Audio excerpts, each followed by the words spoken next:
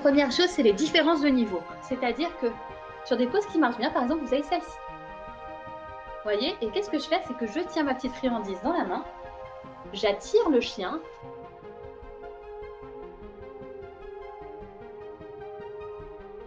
Donc, je suis Morgane du compte Game of Wolves. Alors, je vais essayer. Coucou Joël. Alors, je vais essayer de regarder en même temps le chat, mais c'est pas forcément facile pour moi parce qu'il va falloir que je gère les chiens, le PowerPoint, enfin, un petit peu tout ça. Voilà. Donc, voilà. Ce que je vous propose peut-être aujourd'hui, c'est d'aborder le shooting animalier. Moi, je suis issue à la base de la photographie animalière. J'ai toujours voulu que ce qui m'intéresse vraiment, c'est le lien entre l'animal et l'humain.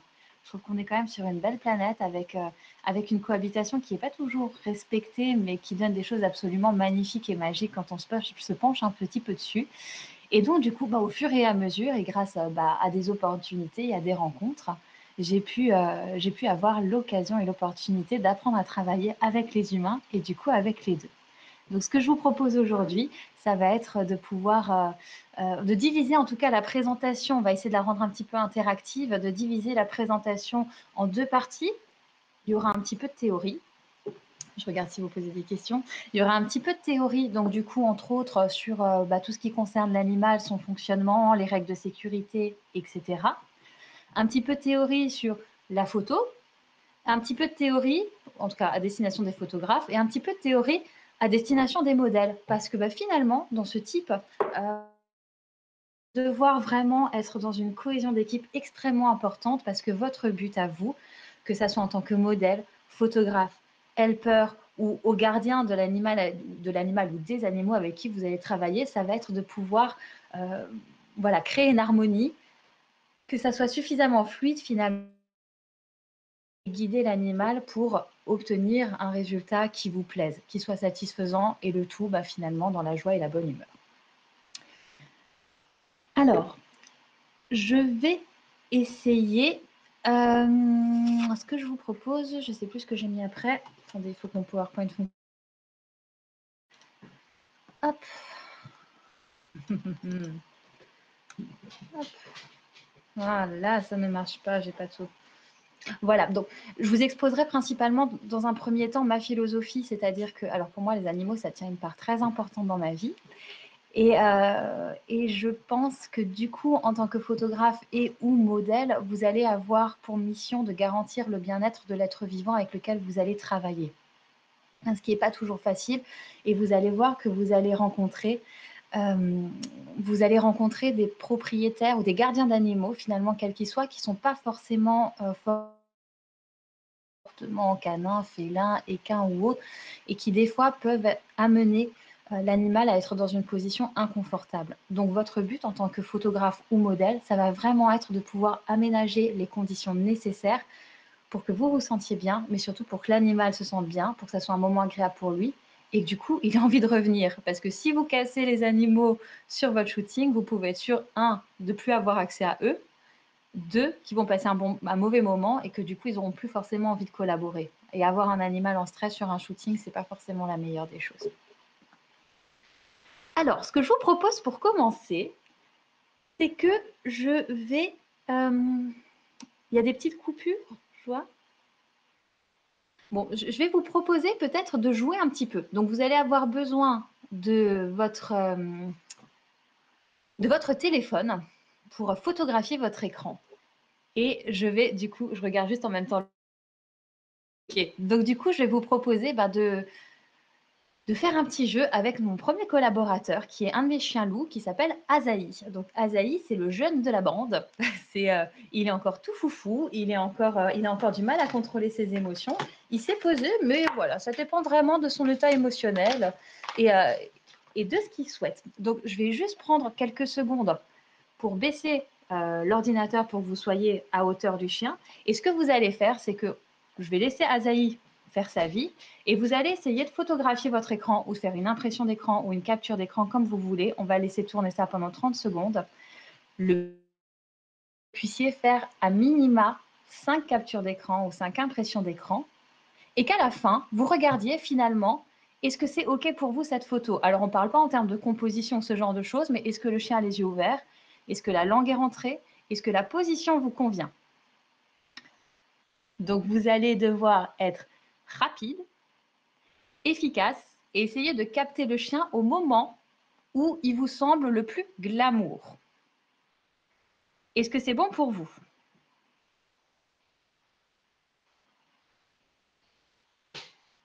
OK. Je lance l'installation, donc n'hésitez pas à vous munir un petit peu de tout ça et on va amener Azaï, du coup, enfin je vais amener Azaï que vous allez pouvoir photographier. Alors on est d'accord, on ne cherche pas la qualité, là c'est vraiment essayer de capturer le chien au moment où il est glamour, c'est-à-dire yeux ouverts, langue rentrée et puis pas dans une position complètement tordue. C'est parti. Hop, merci pour avoir enlevé mon PowerPoint, je ne savais pas comment faire.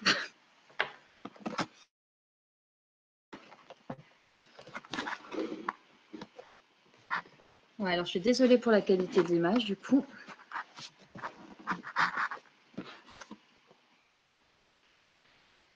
Azaïx, viens choupi. Azaïx, viens. Tu montes. Hop. Voilà, donc vous avez quelques secondes pour juste prendre Azaïx. Choupi.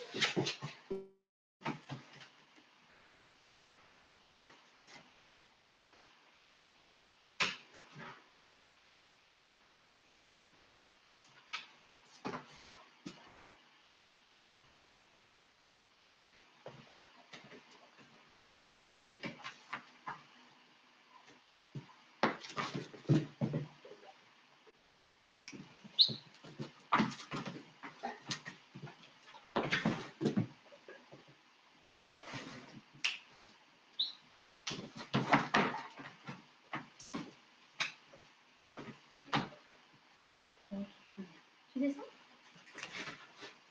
Super.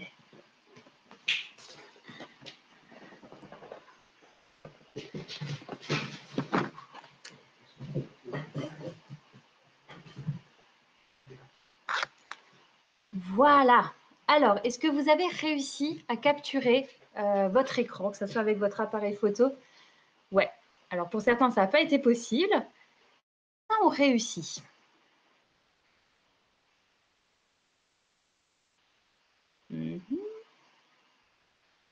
Est-ce que certains, alors je vous laisse peut-être me le dire dans le chat. Ouais, donc il y en a qui disent que c'est super chaud. Qu'est-ce qui fait que c'est super chaud justement pour vous? Ouais, c'était compliqué. Est-ce que pour ceux qui ont réussi à prendre des photos, à faire une capture d'écran ou autre, est-ce que vous en avez une qui est à peu près de regard? Pas ouf. Est-ce que vous avez réussi à, on va dire, obtenir au moins une photo? Et ouais, rien de bien. Alors, qu'est-ce qui fait d'après vous que c'est rien de bien ou que ça n'a pas forcément fonctionné?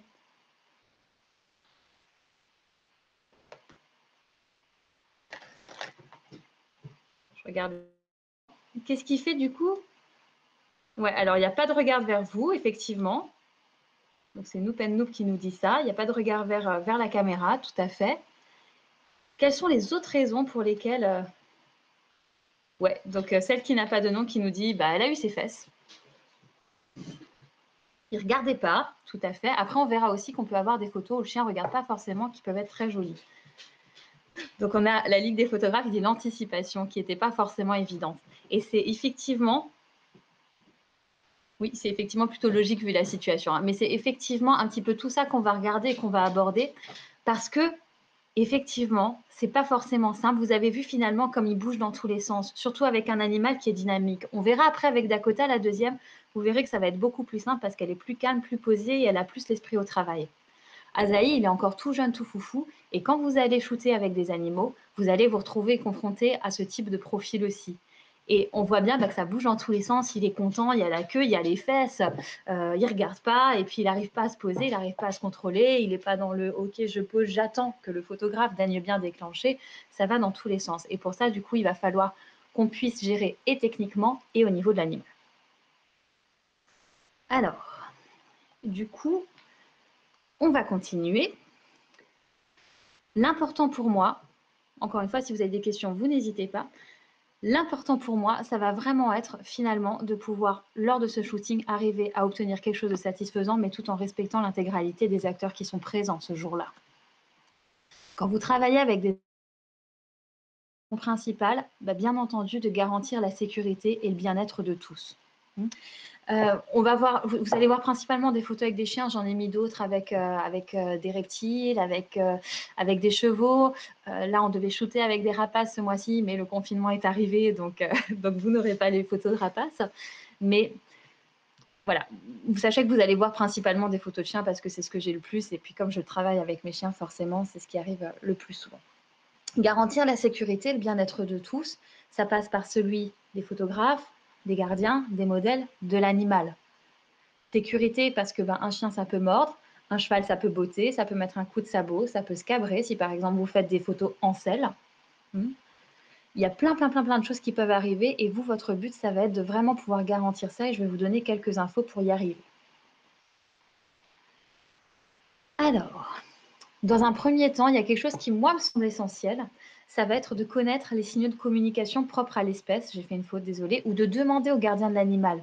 C'est-à-dire que chaque espèce va communiquer différemment.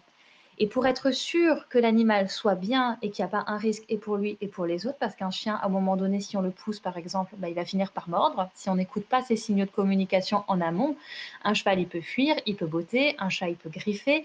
Alors, il y a plein de choses qui peuvent arriver. Donc l'idée, ça va être soit de vous renseigner un petit peu en amont. Et pour ça, je vous ai mis, j'enverrai le drive à du coup à Laurie et Xavier. Pour ça, je vous ai mis des petits tableaux qui regroupent les signaux de communication, les signaux de stress, les signaux de mal-être, les signaux d'inconfort. Et donc du coup, comment réagir quand vous détectez ça par rapport à l'animal.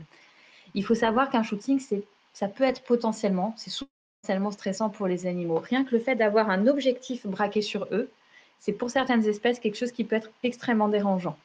Par exemple, je pense entre autres aux miens quand ils ont commencé, avoir l'objectif braqué sur eux, c'était presque quelque chose, enfin c'était inconfortable parce que c'était presque quelque chose de l'agression, on dirige quelque chose sur eux et donc du coup systématiquement, ils tournaient la tête.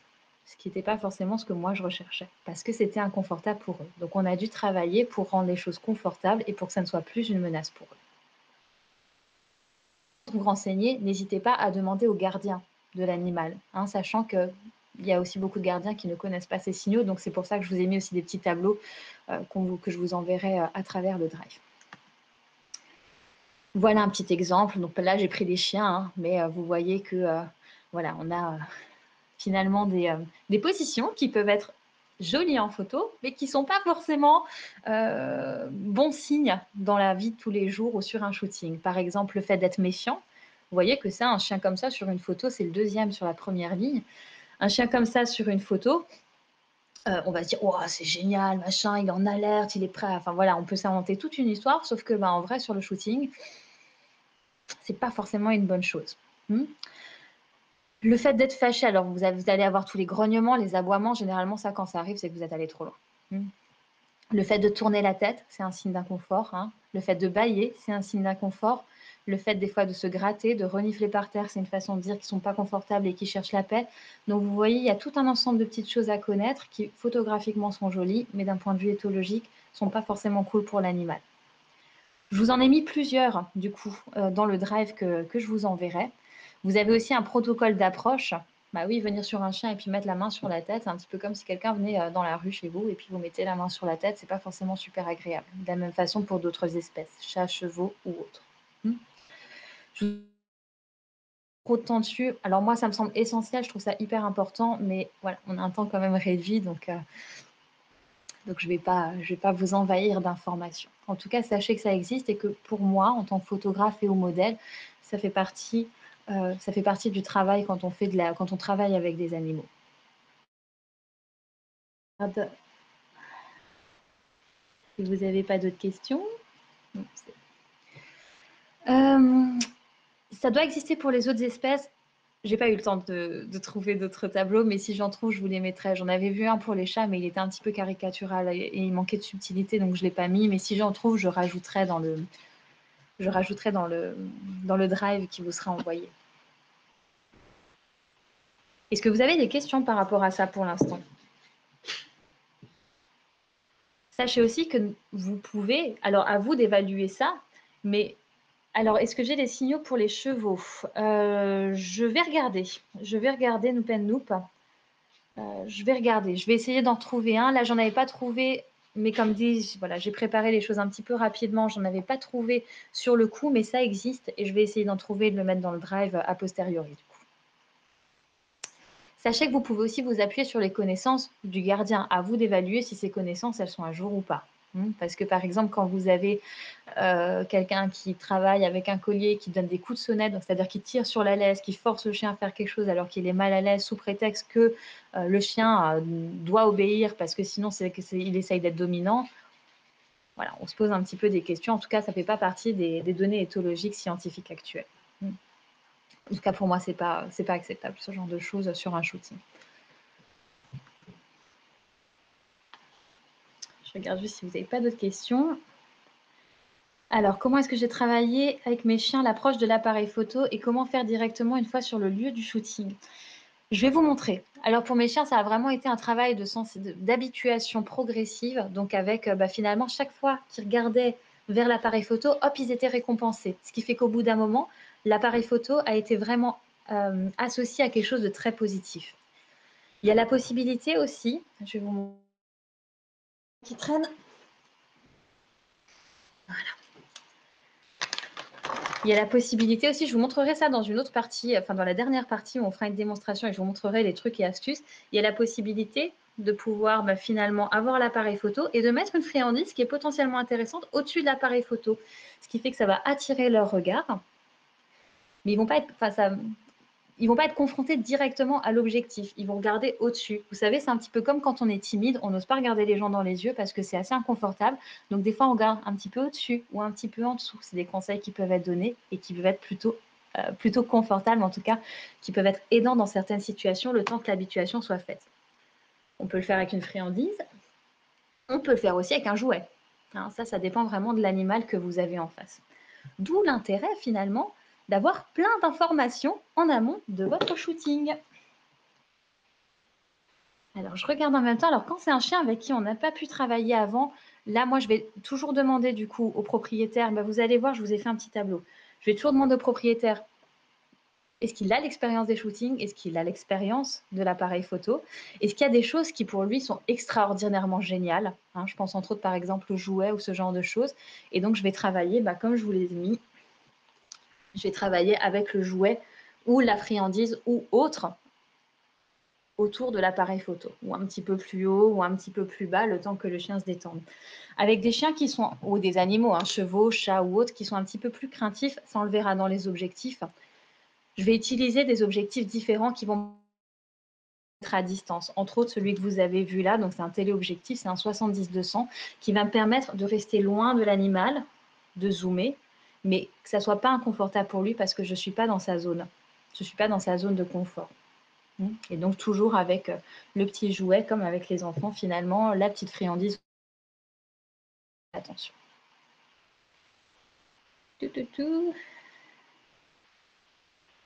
Alors, je regarde s'il n'y a pas d'autres questions. Donc, du coup, vous commencez peut-être bien à comprendre l'intérêt finalement qu'il y a de pouvoir échanger en amont avec les gardiens de l'animal ou des animaux. Il y en a beaucoup qui ne le font pas, enfin qui se pointent le jour du shooting un peu la fleur au fusil. C'est une façon de faire, c'est pas la mienne. Il n'y a pas de bien, il n'y a pas de mal. C'est des façons de faire différentes. Moi, j'aime bien, en amont, prendre un temps pour connaître la personnalité du chien, pour savoir ce qu'il a fait, pour savoir quelles expériences ils ont déjà expérimentées, pour savoir ce que le chien adore et puis ce qu'il déteste surtout. Obtenir finalement un petit peu des informations essentielles pour moi. Hop là, ça a disparu. Voilà, pour moi, pour montrer. Pourquoi ça disparaît? Mince. Je ne sais pas ce qui se passe. Mon texte qui disparaît.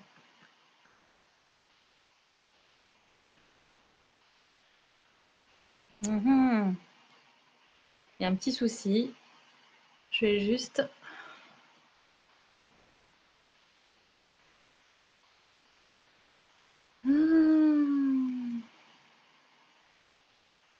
Je vais y arriver. Voilà.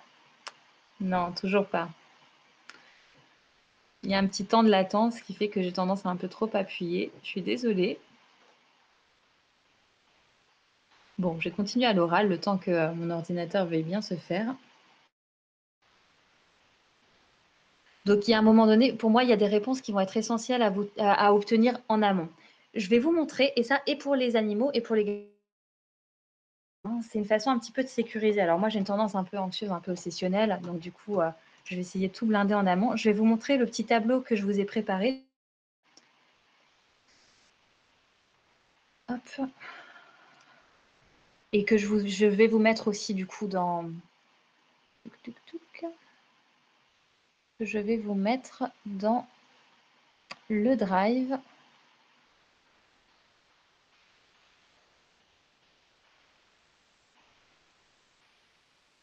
Afin que vous puissiez avoir peut-être une petite trame aussi, que vous puissiez suivre pour poser vos questions. Pas du tout ça, alors il ne me trouve pas mon Word. C'est génial. Il ne me trouve pas mon Word. Je vais essayer de le mettre comme ça. D'ailleurs, il veut plus du tout que je partage mon écran.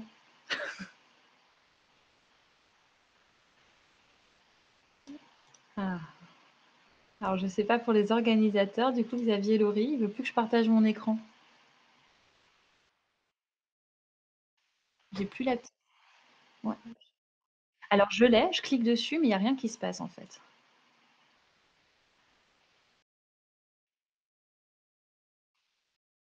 Si, share screen, du coup.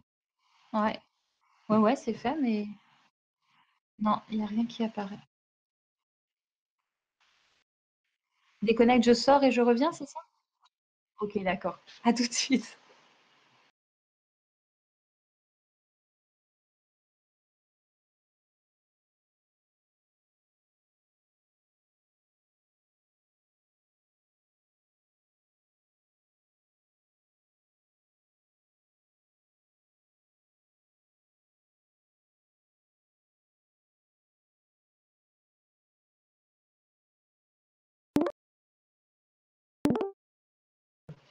Je vais partager.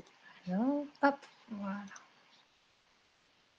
Et du coup, alors là, j'ai le petit truc qui s'affiche, mais j'ai toujours pas mon Word. Je vais essayer de le mettre sur ma tablette. On va voir si ça... S'il me le prend en écran 2. Voilà, on va faire comme ça. Est-ce que c'est bon là? C'est bon. Voilà, super, merci. Merci de votre aide. Alors, du coup, je vous ai recensé différentes petites choses.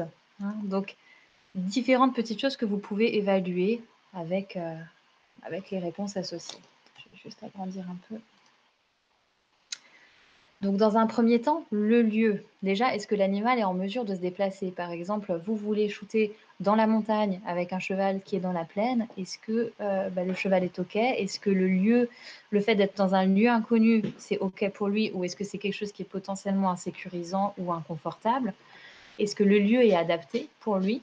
Est-ce que le transport est bien vécu? Parce que si vous avez un animal qui n'a pas de souci avec les nouveaux lieux, mais qui, comme c'était le cas de mes chiens à une époque, ne supporte pas le transport et qui arrive sur le shooting complètement comme ça, en train de baver, etc., voilà, et qu'il faut une demi-heure à 3/4 d'heure le temps que le mal du transport s'en aille, pas non plus super facile. Donc c'est pour ça que moi je prends toujours le temps de poser un petit peu toutes ces questions et d'autres, hein, c'est pas une liste exhaustive.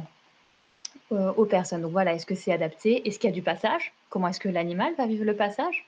Hein, c'est-à-dire qu'il y a des animaux qui vont être complètement insensibles à ce qui se passe autour d'eux et d'autres pas du tout. Les miens, par exemple, les humains, c'est OK, même s'il leur faut un petit temps pour regarder. Les autres chiens, c'est une catastrophe. Hein, s'il y a un autre chien qui passe, il se fait défoncer. Donc, je vais privilégier où il n'y a pas forcément beaucoup de passage. Et s'il y a un risque de passage, je vais poster des gens qui vont surveiller, qui vont prévenir. Donc, on va rattacher les chiens, etc. Est-ce qu'il y a des endroits où l'animal pourra souffler? Hein, c'est-à-dire qu'on leur demande quand même beaucoup à nos petits loulous. Donc, c'est important aussi qu'il y ait des endroits où l'animal peut souffler. Par souffler, j'entends pouvoir décompresser. Donc, par exemple, moi, les miens, ils sont préférentiellement en libre sur les shootings, dans un lieu voilà, sécurisé. Ils sont en libre parce que de cette façon-là, ils vont avoir le choix de pouvoir partir ou pas. C'est pas forcément possible avec tous les animaux. Donc, généralement, moi, je demande que les personnes qui accompagnent l'animal, que les gardiens, aient au moins une longe. Hein, que ce soit un chien, un chat, un cheval. On ne peut pas toujours lâcher l'animal, mais euh, qui est au moins une longe. Pour les chiens, je préconise 10 mètres pour que le chien puisse avoir la possibilité, ou le cheval, de s'éloigner, d'aller brouter, d'aller jouer, d'aller se poser ailleurs, loin un petit peu de toute l'animation du shooting. Est-ce qu'il y a des choses sur le lieu qui peuvent l'effrayer, le mettre mal à l'aise ou le blesser? Le climat, ça c'est quelque chose qui est extrêmement important et auquel on ne pense pas forcément. Mais vous avez des animaux qui ne vont pas du tout supporter les endroits froids. Alors, je pense par exemple à certaines races de chiens à poil ras, qui du coup, vous savez, c'est ces chiens qui ont des petits manteaux parce que du coup, voilà, certaines températures ne sont pas OK pour eux. Les hautes chaleurs, les miens par exemple ne supportent pas du tout les hautes chaleurs. En fonction où vous allez travailler, ils ont aussi un comment ça s'appelle? Ils évoluent aussi dans un environnement, je pense à tout ce qui est reptile par exemple, où on ne va pas mettre un reptile en plein mois d'octobre à l'extérieur alors que c'est un animal qui vit dans un climat plus exotique. Voilà. Donc ça, c'est vraiment des choses qui doivent être importantes à évaluer en amont. Le matériel du chien, enfin du chien ou de l'animal, hein, par exemple le licol, la selle, voilà, pour les rapaces, les petites choses qu'ils peuvent avoir aux petites pattes, etc. Est-ce qu'ils peuvent le garder? Est-ce qu'ils peuvent l'enlever? Vous avez des personnes qui n'enlèveront jamais le harnais parce que c'est une question de sécurité. Donc ça, c'est aussi des choses dont vous devez tenir compte. Si vous voulez un aspect sauvage, par exemple de l'animal, comme sur certaines photos que je vous montrerai, pour des questions de sécurité, ça ne sera peut-être pas l'animal adapté à votre, à votre, à votre shooting. Ici, on travaille principalement, alors on est souvent deux pour gérer les animaux. Moi qui vais gérer le shooting, et puis la personne qui va s'occuper, qui va être helper et qui va s'occuper à chaque fois entre les prises de lâcher les chiens, de les surveiller, de les récompenser, de leur remettre le harnais et le GPS, puisque les miens ont tendance à suivre quand il y a du gibier. Au niveau du shooting, moi je travaille principalement du coup, quand on enlève le harnais, les GPS, etc., avec des petits colliers fins. Donc ça, c'est des choses que je peux demander aussi aux gardiens des humains de ramener si c'est possible pour eux, hein, d'avoir quelque chose d'un petit peu fin. Voilà, alors ça fait pas très fin, mais sur mes chiens, ça fait assez fin, qui se cache bien dans le pelage, et toujours avec la petite médaille, par exemple, avec l'identification au cas où il y a quoi que ce soit. Est-ce qu'il peut être en libre? Est-ce qu'il doit garder la longe? Tout ça, c'est des choses auxquelles vous allez devoir penser pour pouvoir avoir quelque chose qui vous plaît. L'aisance avec les humains, super important. Donc, c'est-à-dire que vous avez des animaux qui ne vont pas être à l'aise avec les humains, globalement, qui ne vont pas être à l'aise avec les inconnus, mais à l'aise avec des personnes qui leur sont familières. Donc ça aussi, c'est des choses qu'il va falloir prendre en compte pour ne pas mettre à mal l'humain. De la même façon, pour les animaux qui ont peur de l'humain ou qui ne sont pas à l'aise avec les inconnus, moi je travaille principalement avec mon petit téléobjectif pour être à distance et pas rentrer dans leur zone et pas les mettre inconfortables. Qu'est-ce qu'ils acceptent en termes de contact ou de proximité physique? Parce qu'on se dit toujours, enfin, on peut avoir cette tendance finalement à se dire que l'animal c'est une peluche et qu'on fait des câlins et qu'ils aiment tous les caresses, mais c'est pas le cas. C'est pas le cas du tout. Mes animaux acceptent et aiment les caresses de leur famille. C'est pas forcément le cas pour les inconnus. Dakota, ma femelle, elle va pas du tout accepter les poses rapprochées, alors que pour Azaï, c'est pas un souci. Donc ça, c'est vraiment des choses à évaluer pour encore une fois que tout le monde soit à l'aise. Vous avez peut-être vu déjà des photos sur les réseaux sociaux qui circulaient où on a une nénette qui s'est fait bouffer la tête avec des crocs partout, tout simplement parce que le chien envoyait des signaux d'inconfort, elle les a pas respectés et au bout d'un moment, sa façon de se défendre, c'est le fait de mordre. Pas la faute de l'animal, la faute de l'humain qui n'a pas écouté. À quel point il est à l'aise avec les congénères? Ah, Zaï, oh pardon, il me pique mes friandises, espèce de fripon. À quel point il est à l'aise avec ses congénères? Si vous voulez shooter avec plusieurs chevaux, avec plusieurs chats, avec plusieurs chiens. Hein. Moi, par exemple, avec les congénères qu'ils ne connaissent pas, c'est impossible. Il faut faire un travail avant pour qu'ils puissent travailler avec. Sinon, ils se font défoncer. Quelles sont les réactions si à un moment donné, par exemple, vous êtes en montagne, il y a un passage de randonneurs avec des animaux? Comment est-ce qu'ils vont réagir? Tout ça, c'est des choses à prendre en compte. Voilà. L'aisance aussi du modèle, ça, donc c'est Psychopose, donc je l'ai fait relire par une comportementaliste. C'est Psy qui me l'a suggéré, à quel point le modèle est à l'aise avec les animaux. Joujou, alors, je suis en train de me faire harceler pour des friandises. À quel point le modèle est à l'aise avec des animaux. Sur une position haute, je suis debout, l'animal à côté. Sur une position basse, j'ai l'animal qui est au-dessus de moi. C'est très compliqué de gérer un modèle qui a peur des animaux ou qui a une aux animaux quand vous devez déjà gérer tout le reste. Donc ça, moi, c'est quelque chose que je m'épargne. Je regarde avec les modèles directement si c'est OK dès le départ, parce que s'il y a la moindre appréhension, moi, je ne veux pas vivre ça, je ne veux pas avoir à gérer ça. On a déjà eu des expériences malencontreuses ou voilà, des choses qui étaient un petit peu compliquées. Rien de grave, mais voilà, je ne veux pas m'infliger ça, je ne veux pas infliger ça aux animaux. Toutes les lances avec les accessoires. Vous allez avoir des animaux qui vont avoir peur d'une cape en fourrure, d'autres qui vont avoir peur d'une lance parce que c'est long, etc. Vous pouvez le tester en amont. Vous pouvez demander au gardien de le tester en amont. Par exemple, je pense entre autres, vous allez voir, j'ai fait des photos avec des jetés de robes. Vous avez des animaux qui ont peur de ça. Donc, on peut juste prendre une nappe, tester, faire un jeté de nappe et puis regarder comment l'animal y réagit. Là où ça devient un petit peu plus compliqué, c'est par rapport au matériel photo. Je pense entre autres à tout ce qui est softbox, flash, qui peuvent être extrêmement violents pour les animaux. Personnellement, je travaille uniquement quasiment avec les animaux en lumière naturelle. Mais si à un moment donné, vous êtes amené à travailler avec des flashs ou des softbox, il faut absolument les tester auparavant, parce que ça peut être extrêmement violent pour eux. Quels sont les tours que les animaux connaissent? Qu'est-ce qu'ils aiment? Alors ça va être hyper important parce qu'on va travailler à la motivation. Qu'est-ce qu'ils aiment? Voilà. Qu'est-ce qu'ils n'aiment pas? Est-ce qu'il y a des allergies à la nourriture? Donc, par exemple, les miens, vous pouvez leur amener des friandises du commerce, ils ne vont pas les prendre. Ils sont habitués à la viande. Vous allez avoir des spécificités. Vous allez avoir des chiens qui vont être habitués, des chiens, des rapaces ou autres, qui vont être habitués à des petits animaux morts. Désolée. Des poussins, des souris et qui ne vont pas fonctionner à autre chose. Vous en avez d'autres qui vont être habitués à la pâte à tartiner, à de la viande séchée, à des croquettes. Certains qui vont avoir des allergies alimentaires. Donc tout ça, c'est un petit peu des choses qu'il va falloir évaluer. Et ce qui fonctionne aux jouets. Par exemple, Dakota, elle n'aime pas du tout les jouets. Azaï, le seul jouet qu'il aime, c'est sa petite balle qui fait pouic. Donc on va le ramener. Ok. Où et comment? Oui, il est content d'avoir des caresses, sauf que si vous lui faites là, ça ne va pas être OK du tout. Il va être en stress. Par contre, si vous le faites sur le flanc, ça va aller mieux. Est-ce qu'il est sensible à tout ce qui est félicitations orales? Est-ce qu'il y a d'autres choses? Vous voyez, parce que tout ça, c'est ce qui va vous permettre d'attirer l'attention de l'animal et puis de lui faire passer un bon moment et de lui donner envie de travailler. Quel type de pose est accepté? Donc, par exemple, avec Dakota, nous, on enlève les poses de proximité, enfin avec beaucoup de contact ou enlacé, ça c'est impossible. Qu'est-ce qui n'est pas accepté?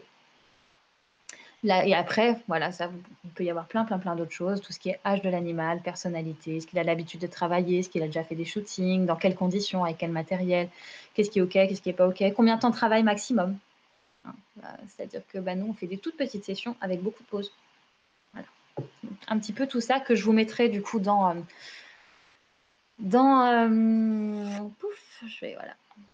le drive et qui peuvent être un petit peu une base sur laquelle vous pouvez vous appuyer pour anticiper et préparer votre shooting. Est-ce que vous avez des questions par rapport à ça?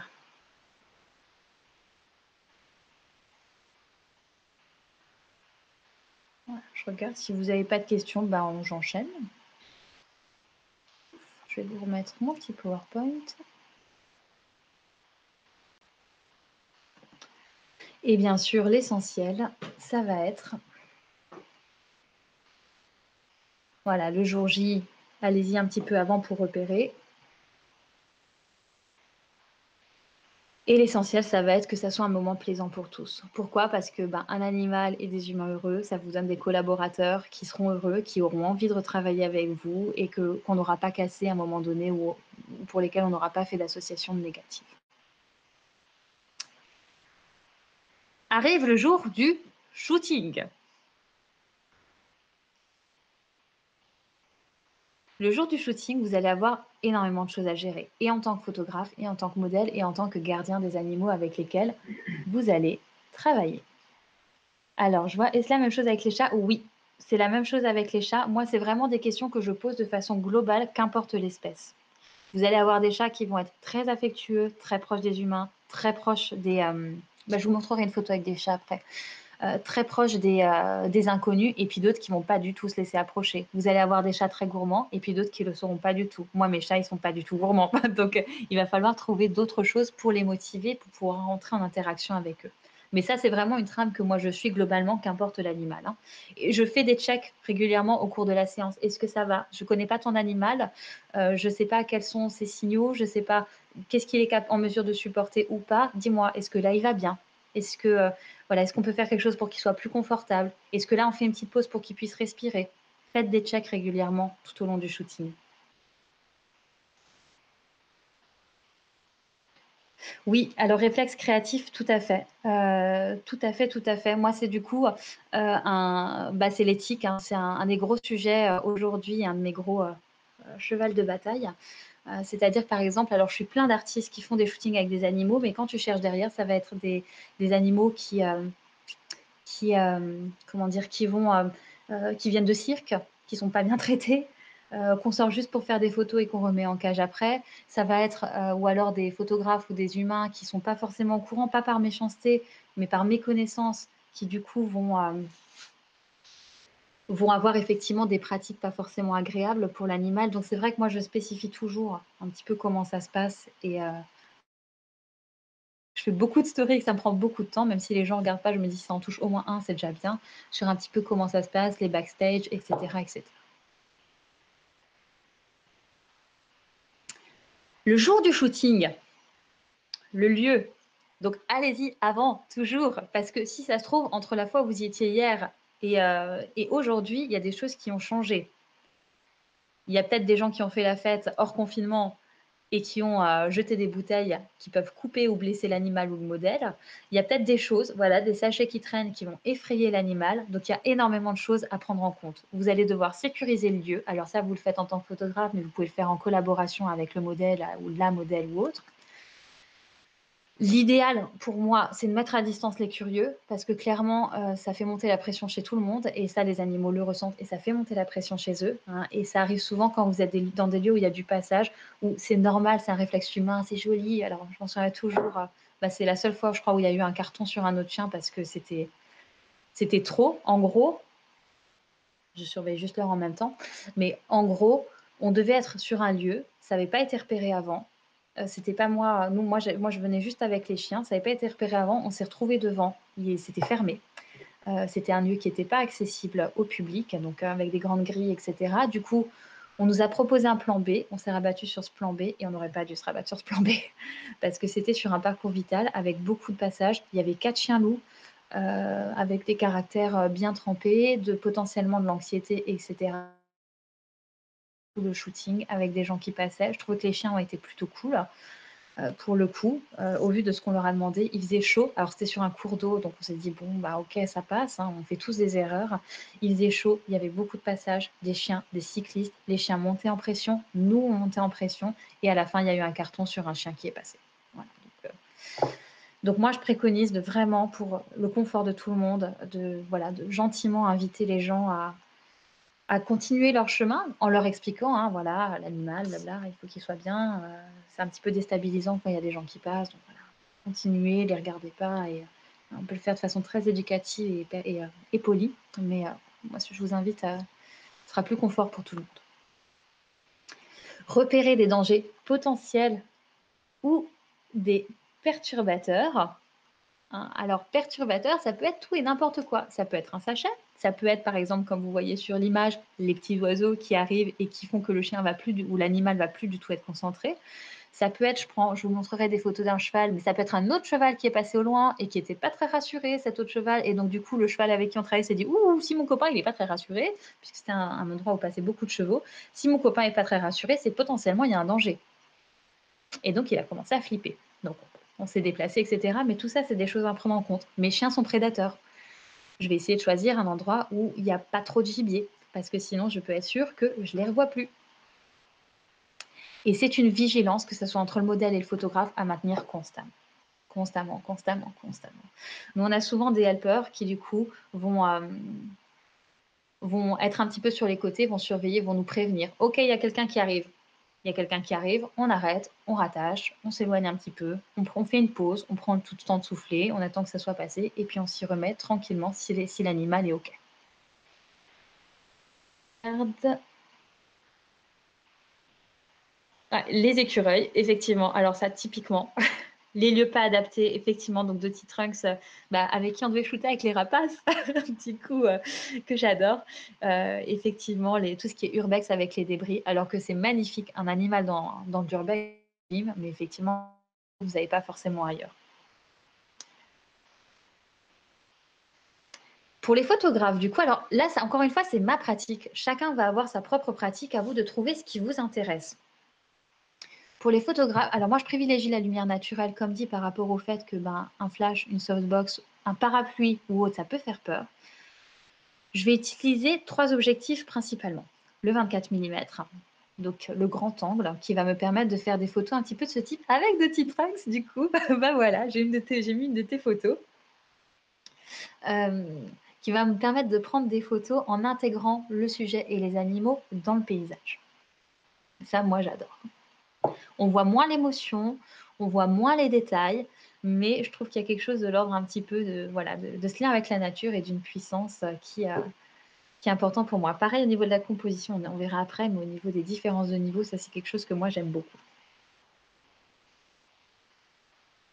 Le 70-200, alors celui-ci, il est assez intéressant pour le mouvement, puisque donc le 24 c'est une focale fixe, donc c'est vous qui allez devoir vous déplacer. Celui-ci, il permet de zoomer, donc je l'ai découvert récemment. Pardon, ça faisait longtemps que je le convoitais, j'ai enfin pu l'acquérir. Ça va vous permettre de zoomer, de moins avoir à vous déplacer. C'est génial avec les animaux qui ont peur des étrangers ou qui ne sont pas à l'aise avec l'être humain ou avec l'appareil photo. Ça va vous permettre de rester vraiment à distance et de pouvoir les prendre en mouvement ou dans une activité naturelle ou ce genre de choses sans avoir à vous rappeler. Voilà. Alors, je suis désolée, je l'ai mis en format PowerPoint, donc ça a coupé ma photo et puis tout ce qu'il y a autour. Mais voilà, ça, c'est par exemple une photo que j'ai pu prendre au 70-200 où j'étais finalement assez loin, mais j'ai pu attendre qu'ils passent là où je voulais en anticipant leur trajectoire et puis cliquer à ce moment-là. Voilà, de la même façon, vous voyez, ça permet finalement de bien avoir le mouvement. Alors, je ne sais pas si... Voilà. De bien avoir le mouvement et puis de ne pas être obligé d'avancer, de reculer, etc. Ce qui fait que du coup, vous n'allez pas perturber l'animal dans son déplacement ou dans ses interactions naturelles. Là, pour eux, moi, j'étais suffisamment loin pour qu'ils n'aient pas à soucier de moi et qu'ils agissent naturellement. C'est du jeu, hein, avant que tout le monde s'inquiète. Et pour finir, le 85 mm que j'utilise principalement sur le portrait. Encore une fois, une focale fixe. J'aime bien les focales fixes. Donc, par exemple, sur ce type de photo. Voilà. Où on n'a pas trop de mouvement, où voilà, on essaie d'avoir quelque chose d'un peu plus figé. Voilà, j'ai tendance à utiliser le 85 mm et où je peux être plus ou moins proche sans perturber finalement les modèles humains ou animaux. Voilà un autre exemple. Donc là, pareil, celle-ci, elle a été faite au 85 mm. J'étais suffisamment loin pour ne pas les perturber, en même temps suffisamment près pour pouvoir attirer l'attention de Dakota, donc de la chienne.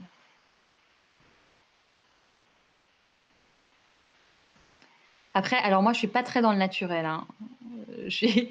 J'aime bien quand c'est très travaillé, très retouché. Ça, c'est un style. On n'est pas forcément fan. Moi, je ne suis pas très dans le naturel. J'aime bien tout retoucher. Alors, les réglages. Si vous travaillez en mode automatique, bon courage. C'est pas forcément simple de pouvoir capter le mouvement, de pouvoir avoir votre mise au point qui est claire ou ce genre de choses quand vous êtes en mode automatique. Ça peut marcher. Moi, j'ai jamais réussi.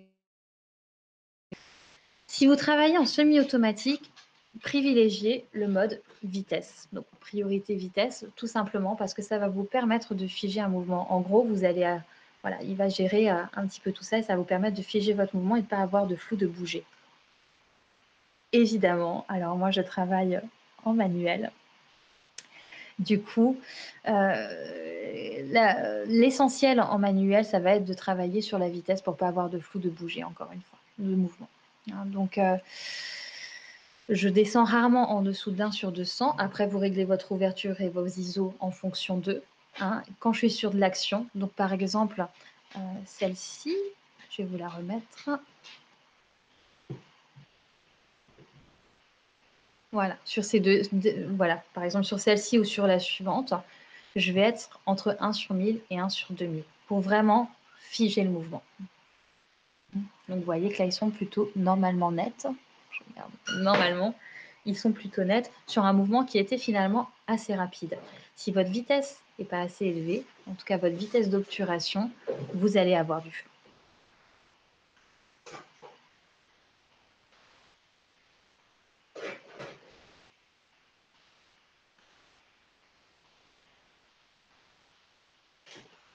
Hop, voilà. Donc une autre photo avec du mouvement. On verra comment les réaliser un petit peu après. Je vous ferai des démos, justement, des petits tips pour les modèles, etc. Voilà, où on va avoir des modèles qui sont plus ou moins figés dans une pose, mais on va faire bouger l'animal, on va l'inciter à l'action pour finalement obtenir quelque chose lors du mouvement. Et donc là, j'étais au 70-200 aussi, et vitesse, je devais être à 1/800 ou 900, quelque chose comme ça.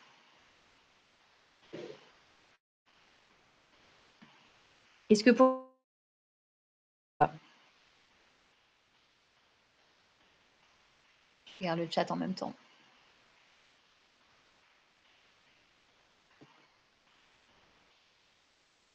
Merci, mon petit réflexe. C'est une très bonne question. Utilises-tu la rafale? C'est une excellente question. Je l'ai utilisée au début. Effectivement, j'utilisais la rafale au début parce que c'est, vous allez voir, ça va être, on va passer après sur le côté démonstration technique, je vous montrerai comment on peut obtenir une position, etc. Mais au début, c'est extrêmement difficile finalement d'avoir, surtout quand vous avez plusieurs animaux qui travaillent ensemble, c'est extrêmement difficile de choper, ça va trop vite en fait, c'est très difficile de choper l'animal au moment où il est à peu près glamour.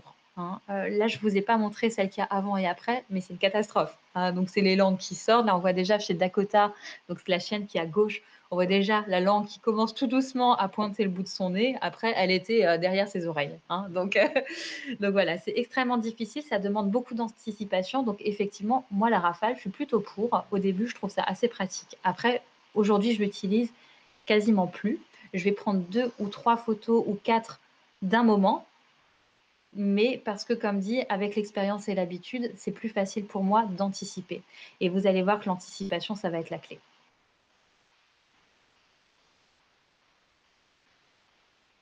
Est-ce que du coup, vous avez d'autres questions?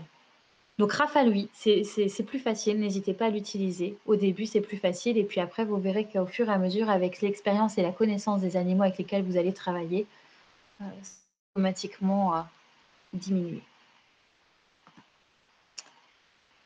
Au niveau de la prise de vue, alors là, c'est un petit peu les erreurs à ne pas faire.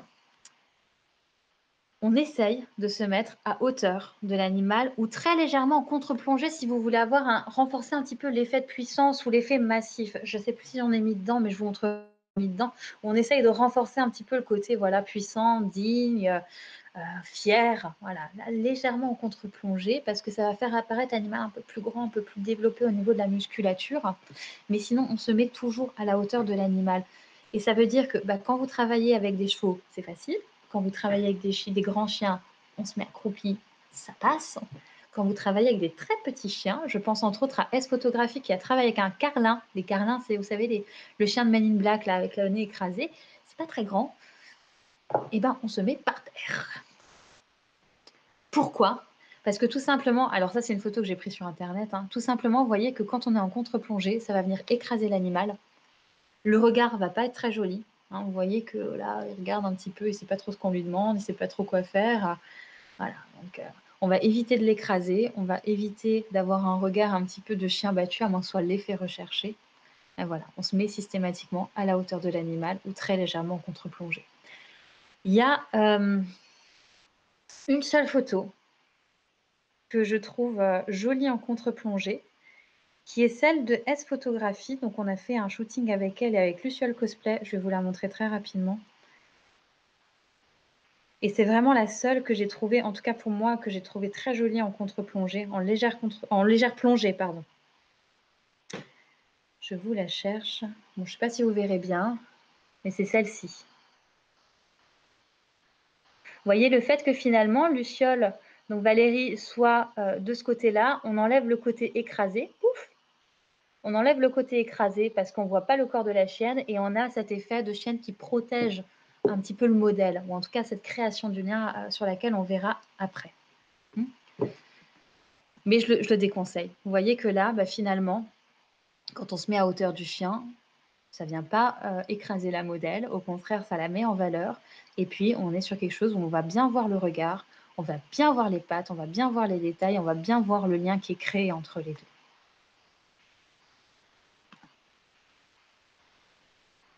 Ça, c'est le seul type de photo en plongée que j'aime bien. Voilà. Alors là, celle-ci, elle n'est pas tout à fait, c'est une de mes vieilles photos. Le coup découpé, ça, je ne suis pas forcément super satisfaite, mais je n'avais pas assez la possibilité d'être assez en hauteur pour ne pas le couper. Voilà, donc je trouve que voilà, mais on voit bien qu'elle regarde vers ici, le chien aussi. Voilà. C'est le genre de photo en plongée que j'aime bien, mais sinon, globalement, j'évite, je suis plutôt à hauteur de l'animal. Et donc, quand c'est des petits chiens, on se met couché par terre. On ne coupe pas les extrémités, donc exactement, voilà, pas ce que j'ai fait avant. On ne coupe pas les extrémités de l'animal et ou du modèle. Hein, donc, par exemple, les oreilles, c'est pas super glamour d'avoir un chien où il lui manque une moitié d'oreille. Les pattes, etc., etc. Et surtout, on fait la mise au point sur les yeux. Je vais vous l'agrandir, celle-ci. On fait la mise au point sur les yeux tout simplement parce que, surtout chez les animaux, l'attitude corporelle et le regard, c'est ce qui va donner toute l'émotion. Vous voyez que là, c'est important. Elles sont pas tout à fait sur le même plan toutes les deux, Jasmine et Camille, mais ça va être à un moment donné de pouvoir avoir quelque chose, une zone de netteté qui se fait vraiment au niveau du regard. Et ça, c'est la difficulté avec les animaux, c'est que des fois, ça bouge tellement vite qu'on peut vite se retrouver à avoir la mise au point sur le bout du nez, sur les oreilles ou sur la touffe d'herbe derrière. C'est là où vous allez devoir être réactif. Je regarde juste en même temps s'il n'y a pas de questions. Voilà. Petite question, d'après vous, qu'est-ce qui ne va pas sur cette photo? Je laisse répondre par le chat.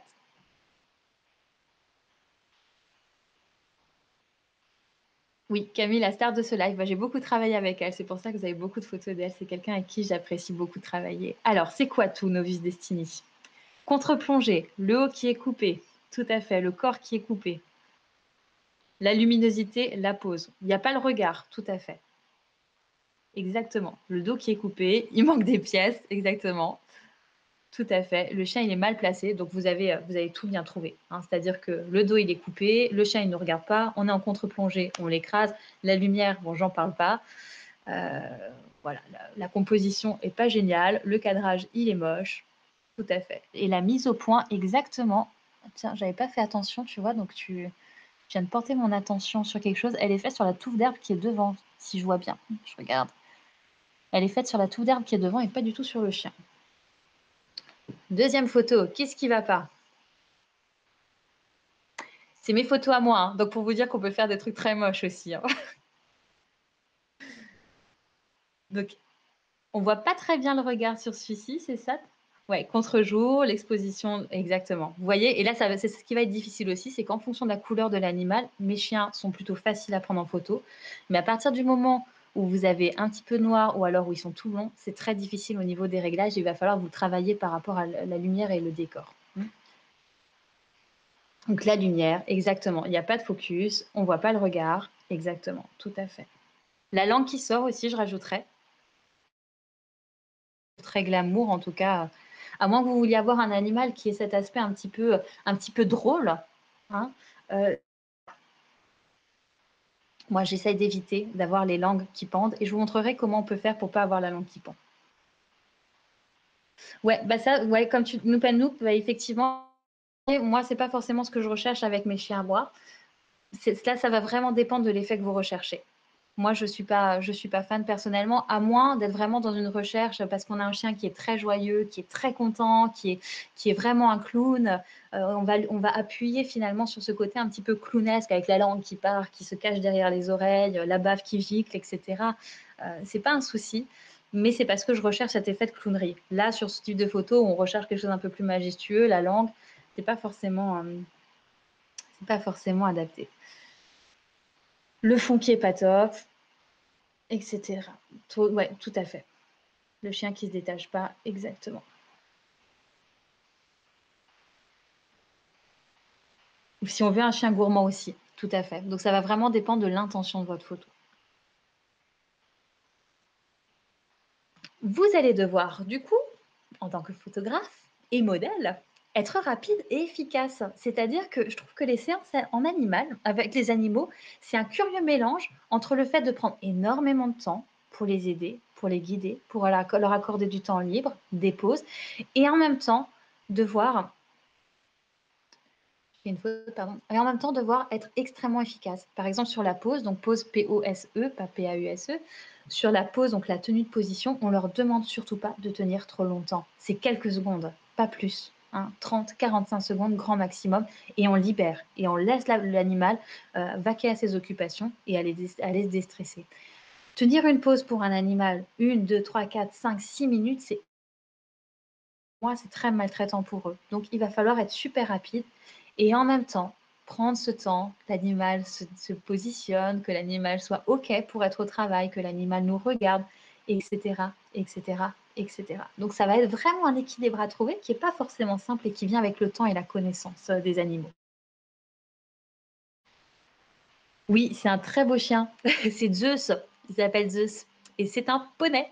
Il est plus grand que les poneys d'ailleurs. C'est un dog allemand avec qui j'ai eu la chance de travailler avec son humaine qui est derrière, qui n'est pas modèle du coup. C'était sa première fois. Donc j'étais très contente qu'il me fasse cet honneur-là. Beaucoup de temps de pause. Donc entre chaque prise de vue, moi je laisse les animaux partir. Donc pour les chevaux, ils vont aller brouter, ils vont aller sentir, ils vont marcher un peu. Les chats, ils font leur vie de toute façon. Les chiens, je vais les laisser aller jouer. C'est pour ça que c'est important pour moi, soit qu'ils soient en libre sur le shooting, soit qu'il y ait une très longue longe pour qu'ils puissent aller jouer, se reposer, décharger, etc., etc. Et chez moi, ça représente généralement 80% de la séance. Donc souvent, on est sur 1 heure à 1 heure et demie de shooting, mais on va travailler genre 20 minutes, pas plus. Enfin, on va demander aux animaux de travailler grand maximum 20 minutes, mais vraiment très grand maximum. Et bien sûr, la clé, ça va être l'anticipation. On va refaire après un petit jeu. Je regarde en même temps le temps. On va refaire après un petit jeu où vous allez devoir justement commencer à anticiper, toujours en prenant votre écran avec votre appareil photo ou en faisant une capture d'écran, anticiper le mouvement du chien pour le saisir. C'est là où on commence à enlever le mode rafale en fait, pour le saisir juste au moment où vous souhaitez qu'il soit.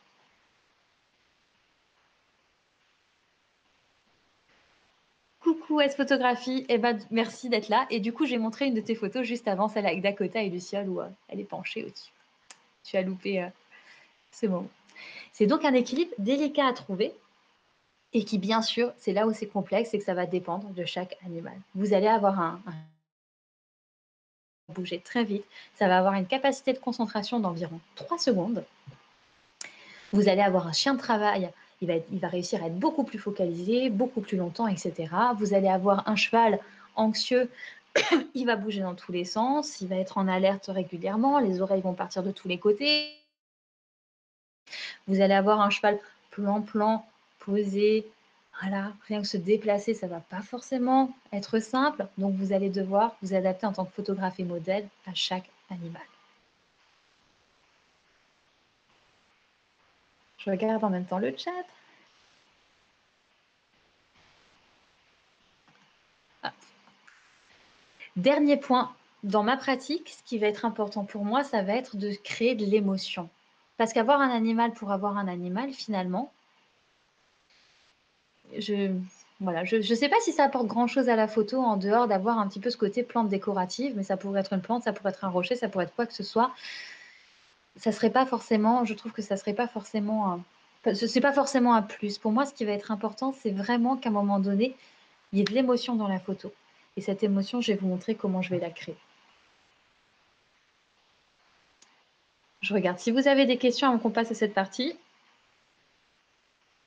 Oui, Azaï est une grosse plante. D'ailleurs, je vais vous montrer la plante en ce moment même.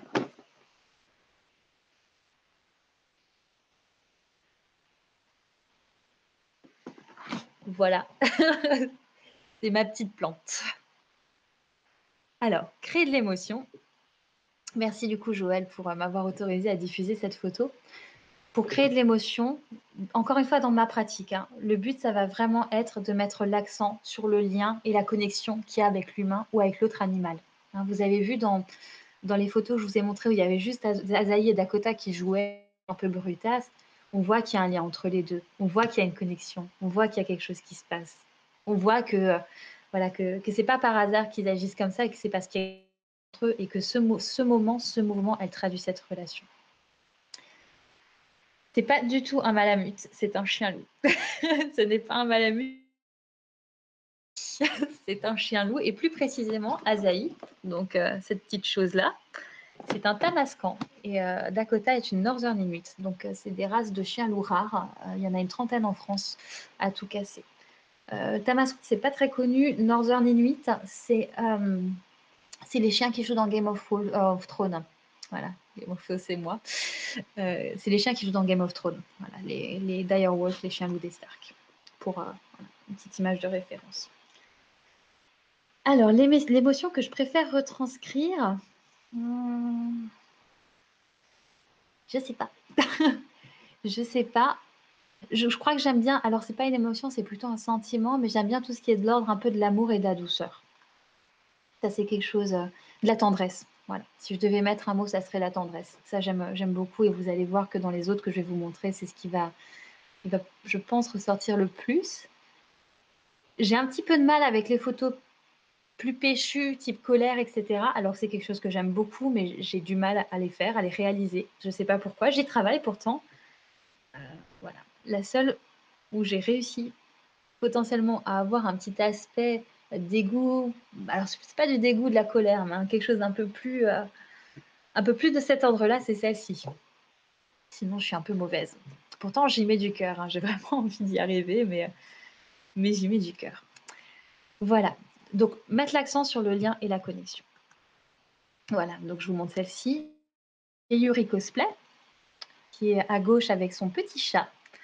Et Marine, du coup, du Dogo Club, qui est à droite avec son perroquet. Et voilà, quand je vous disais que moi, c'est tout ce qui touche à la tendresse, c'est quelque chose que voilà, j'aime beaucoup retranscrire.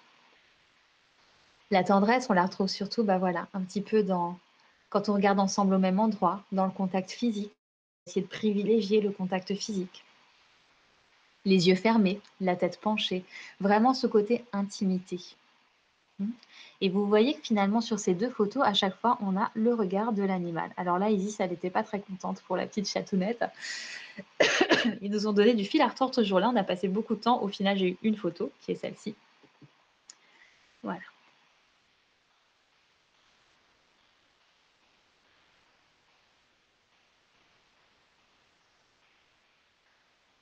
Ah bah, j'aimerais bien voir les gangs de Kakatoa. Ça me plairait bien. Je pense que je vais venir te rejoindre en Australie, le jour où on n'aura plus le confinement, où j'aurai trouvé comment faire regarder mes chiens.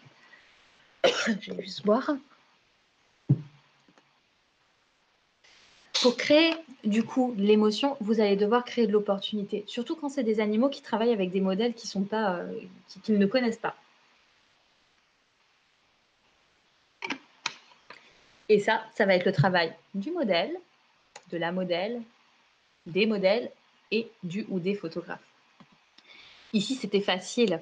C'est-à-dire que c'est leurs animaux. Elles étaient en train de leur faire un câlin. Elles étaient bien, elles étaient heureuses. Donc forcément, on voit sur les visages que c'est un moment doux, c'est facile. Mais quand vous avez des animaux ou des modèles qui travaillent pas, enfin, qui ne se connaissent pas, c'est tout de suite beaucoup plus difficile.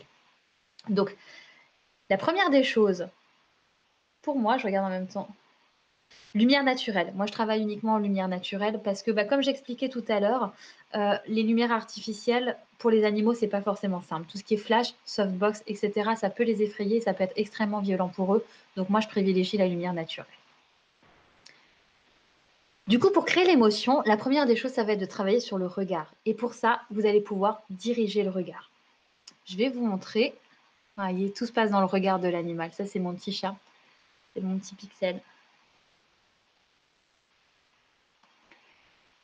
Vous avez la possibilité de faire en sorte que le modèle et l'animal regardent ensemble dans la même direction, entre autres là, vers l'objectif. Comment est-ce qu'on fait pour que l'animal regarde vers l'objectif? C'est tout simple.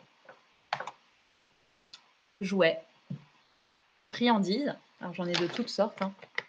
Je vous montrerai comment les utiliser après. Friandises, petits trucs qui font du bruit, petits bruits bizarres, petits gestes. Alors mes chiens, c'est plus facile parce qu'ils sont habitués à travailler en suivant la main, mais pour d'autres, ça peut être, voilà, tout, soyez créatifs. Tout ce que l'animal aime, tout ce qui peut attirer son attention, vous allez le faire pour qu'il regarde dans la direction de l'objectif. Pour les modèles, du coup, n'hésitez pas à suivre le regard du chien. Moi, je leur dis souvent, regarde là où l'animal regarde. Et donc, elles vont regarder l'animal et elles vont regarder dans la même direction. Regarde vers moi, regarde où l'animal regarde s'il regarde vers le côté. Donc vraiment, là, on a la possibilité avec le regard, déjà, de le diriger vers nous. À base de friandises, de cris bizarres, de jouets. Vous pouvez aussi avoir d'autres personnes. Ça peut être par exemple le gardien de l'animal qui va se mettre derrière vous. Pour les animaux qui sont très centrés sur leur gardien, du coup, ils vont regarder leur gardien qui est derrière vous. Et donc, du coup, par là même, ça va donner cette impression qu'ils regardent l'objectif. Donc, regard vers nous. Là, il y a le petit pixel à gauche qui regarde bien l'objectif.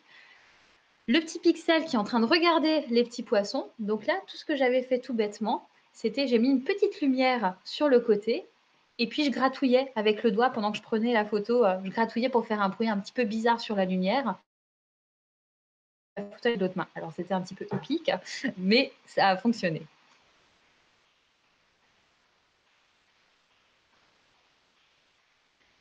Alors la difficulté de travailler avec les chats, c'est que les chats, ils ont une place un petit peu particulière dans notre société, dans le sens où on leur demande pas beaucoup de choses.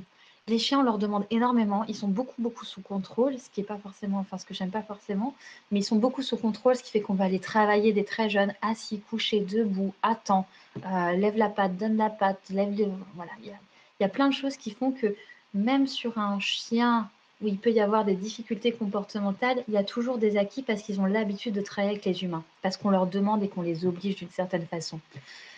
Les chats sont beaucoup plus, je ne vais pas dire plus indépendants, parce que moi j'ai des chiens extrêmement indépendants dans leur façon de penser. C'est très compliqué des fois au quotidien, mais on ne va pas forcément leur apprendre le assis, couché, reste, attends, viens ici. De la même façon, les chiens, on leur impose souvent le câlin et la caresse. Les chats, quand ils n'ont pas envie, ils se cassent. Le chien, on va un petit peu plus insister, donc ils sont là, ils ont l'habitude plus de prendre sur eux. Chat, ça va moins, ils vont moins prendre sur eux. Et donc du coup, il y a ce côté où ils font ce qu'ils veulent finalement et où on accepte, mais parce que tout simplement on l'a pas travaillé. Je suis persuadée qu'on peut autant travailler un chat qu'un chien, c'est pas un souci. Mais il y a ce côté où ils font ce qu'ils veulent, ils bougent vite. Ça les gonfle de devoir faire des choses qu'ils n'aiment pas. Il n'y a pas forcément beaucoup de will to please, donc de cette volonté de faire plaisir à l'être humain, ce qu'on peut retrouver plus facilement chez les chiens, ce qui fait que du coup, il va falloir être beaucoup plus réactif et beaucoup plus créatif et beaucoup plus inventif pour capter l'attention de l'animal, pour lui donner envie de travailler avec nous. C'est un petit peu ça, moi, la difficulté que j'ai avec les chats. Et là, on voit, entre autres, hop, sur Isis, qu'elle était dans une phase où ça la saoulait un petit peu. Pourtant, on ne l'avait pas fait beaucoup travailler. On y est allé avec du lait, du fromage, du jambon, du pâté. On avait essayé des jouets, des plumes, des machins. On avait essayé tout ce qu'on pouvait. C'était pas... elle n'avait pas envie. Donc, on a laissé. Déjà très bien. On peut regarder dans des directions différentes pour l'émotion. Je regarde en même temps la question. Alors oui, tout à fait. Je l'explore déjà avec mes chiens. Donc, tu travailles beaucoup avec tes chiens sur le comportement, mais est-ce que ça t'intéresserait d'explorer cette voie avec les chats? Oui, c'est le cas. C'est juste, voilà, c'est juste que du coup, comme mes chiens vont en société et que quand on est gardien de grands chiens, on n'a pas le droit à l'erreur, j'investis plus de temps, mais j'en investis aussi beaucoup avec mes chats. C'est juste que je les montre moins sur Instagram. Voilà. Donc du coup, on peut regarder dans des directions différentes pour créer de l'émotion. Ça, je trouve ça OK. Moi, j'aime beaucoup ce genre d'effet, à condition qu'il y ait un lien, c'est-à-dire qu'il y ait au moins un contact physique. C'est-à-dire que pour moi, si on regarde dans des directions différentes, il faut, pour qu'il y ait cette connexion qui se fasse, qu'il y ait au moins un contact, qu'il soit physique ou autre. Donc là, vous voyez par exemple, donc c'est Nina Léo, la modèle, avec qui j'aime beaucoup travailler aussi. Vous voyez qu'il y a cette main sur le chien, il y a cet enveloppement qui est fait. Donc oui, elle ne regarde pas au même endroit, mais il y a un lien et il y a une connexion.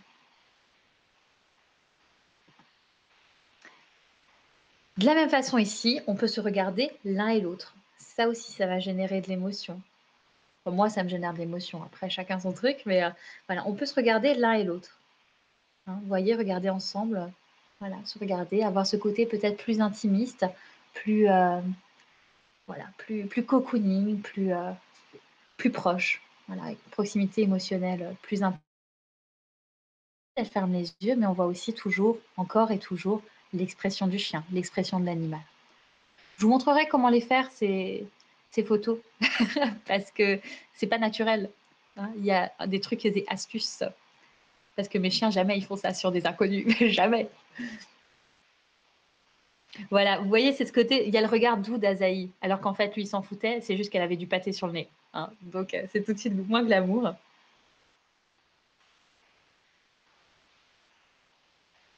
Alors, gérer lynx, oui, tout à fait. Moi, si je travaille avec les rares fois où je travaille avec des lumières artificielles, j'ai des lumières continues.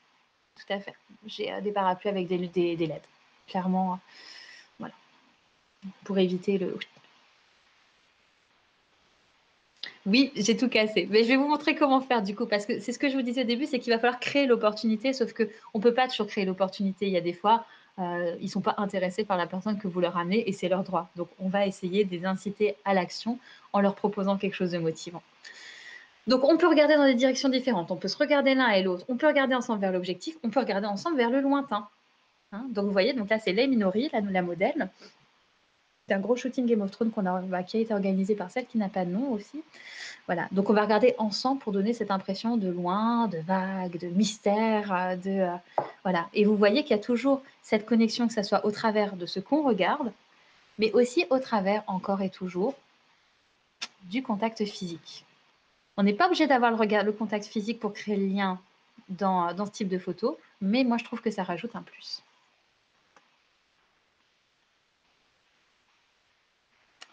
D'autres petites photos, on se regarde l'une et l'autre. Donc ça, c'est l'éleveuse de Dakota avec Feli, qui est une cousine de Dakota. Hein, donc on voit toujours le regard du chien, même si on ne voit pas le regard de la modèle, il faut au moins... Mitsuki cosplay avec Azaï. Donc là, on se regarde l'un et l'autre. Celle-ci, moi que j'aime beaucoup, donc avec Lucadia et Dakota. Voilà, Dakota. Donc encore une fois, de la modèle, il faut au moins qu'on ait un des deux regards. Donc là, entre autres, c'est celui des chiens, généralement, moi que j'ai photographié. Dakota, elle était très contente ce jour-là. C'est sur la photo de droite avec Luciada. Elle était ravie de poser. Ça se voit dans sa gueule. Alors, quelle a été ta plus grande surprise en shooting avec les chiens? Par exemple, là où tu t'attendais pas à ce qu'ils s'entendent aussi bien qu'un... Alors, c'est celle-ci que je vous montrais tout à l'heure. Voilà, c'est celle sur le shooting avec S-Photographie et Luciole Cosplay. C'est-à-dire que Dakota, donc c'est Dakota, c'est pas Azaï, elle est pas du tout pose rapprochée. Elle aime pas ça. C'est pas son truc. Elle aime pas être enlacée. Elle aime pas qu'on la colle. Voilà, elle est vraiment plutôt dans les poses comme là vous voyez avec Lukiada, quelque chose d'assez digne, d'assez fier, d'assez voilà, c'est une princesse quoi. Mais elle aime pas du tout ça et c'est plutôt Azaï qui va être sur ce type de pose parce qu'il adore qu'on le câline, il adore qu'on le touche, il adore, il adore, il adore. Il en demande encore, encore, encore et encore. Et ce jour-là, il a refusé. Il n'a pas du tout voulu. Donc, on a essayé encore une fois de le motiver, de l'inciter sans forcer. Hein. Il n'a pas voulu, on a laissé tomber. Et c'est Dakota qui y allait. Et c'est la première fois où je la voyais naturellement accepter. Alors, il y avait des moments où c'était pas très OK pour elle, mais elle avait la possibilité de partir si elle voulait, mais elle ne le faisait pas. Donc, je me dis, voilà, c'est quand même qu'il s'est passé quelque chose finalement lors de ce shooting où elle a accepté ce contact avec Valérie qu'elle n'accepte pas forcément avec d'autres. Et donc oui, Azaï, effectivement, adorait nous montrer ses fesses pendant ce shooting. Ça a été sa grande passion. Là où ça commence à devenir compliqué, c'est quand il y a plusieurs animaux. Alors, quand il y a plusieurs animaux, je vais mettre moins l'accent sur l'émotion parce que c'est plus difficile. Enfin, moi, dans ma pratique, c'est plus difficile, mais il y en a d'autres qui le font très très bien, probablement. Je vais essayer de plus prêter attention à la composition. Par exemple, sur celle-ci, alors, c'est jamais parfait. Moi, si j'aurais voulu que Azaï soit un petit peu plus tourné vers la gauche, et puis 2 titres axes du coup bien centrés au milieu. Bon, voilà, ça reste du vivant. On fait ce qu'on peut avec ce qu'on a. Donc, je vais essayer en tout cas de faire plus attention à la composition. Vous voyez, souvent, vous allez retrouver un petit peu des sortes de triangles dans mes compositions.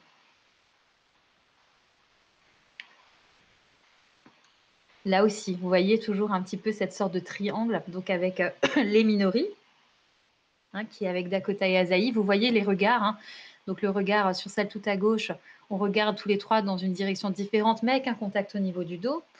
Sur celle en haut, au milieu, toujours un petit peu ces sortes d'angles qui sont faits, que j'aime bien. Voilà, une sorte de composition en triangle. C'est mon truc. On aime ou on n'aime pas. Avec les regards donc, de Dakota et d'Asahi vers l'objectif. Lei qui regarde un petit peu ailleurs. Sur la photo en bas, donc du coup, on a Camille, on a Viseria, Lucadia, Asahi et Moira. Moira qui est la sœur de Dakota, c'est un poney. Elle fait 3 fois sa taille. Donc elle n'est pas photoshopée, c'est sa taille naturelle. Donc vous voyez la différence avec Asahi, c'est déjà des grands chiens les miens. Voilà, Moira, c'est un chien du futur. Vous voyez qu'on retrouve un petit peu cette notion de triangle, quoi. Un peu de triangle, voilà, ce mouvement vers la droite qui est du coup donné par les regards des chiens, la position de Camille, et puis cet arrêt, ce stop de ce mouvement par Lucadia. De la même façon, sur la photo à droite, où vous avez les 3 chiens sur le muret avec Lucadia et puis Camille et Ayumi Cosplay, du coup, on va être sur quelque chose un petit peu de l'ordre de l'entonnoir. Voilà, quelque chose de descendant avec la verticalité, etc., etc. Donc, je vais beaucoup moins être sur l'émotion que sur la composition pour essayer de traduire quelque chose. Mais vous voyez que comme on est plus loin, vu qu'il y a plus d'animaux, on voit moins les détails aussi.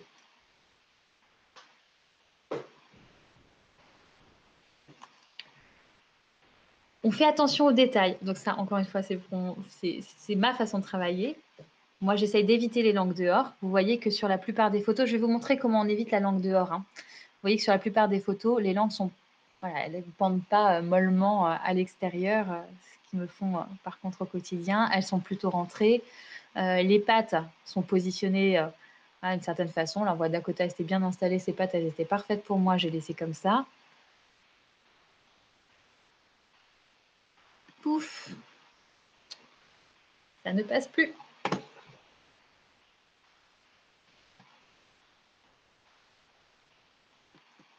Voilà. On fait attention à ne pas cacher le visage de l'animal ou de la modèle, à moins qu'il y ait vraiment une intention. Par exemple, le chien qui passe ici, il voulait juste avoir les yeux de la modèle ou ce genre de choses. Vous voyez que généralement sur mes photos, j'essaye de faire en sorte qu'on voit bien en dehors de là, parce que c'est un effet recherché. Voilà. On essaye systématiquement d'avoir quand même le visage de la modèle et le visage du chien.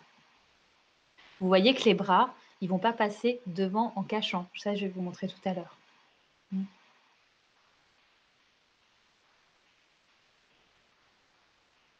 Hop, on fait défiler.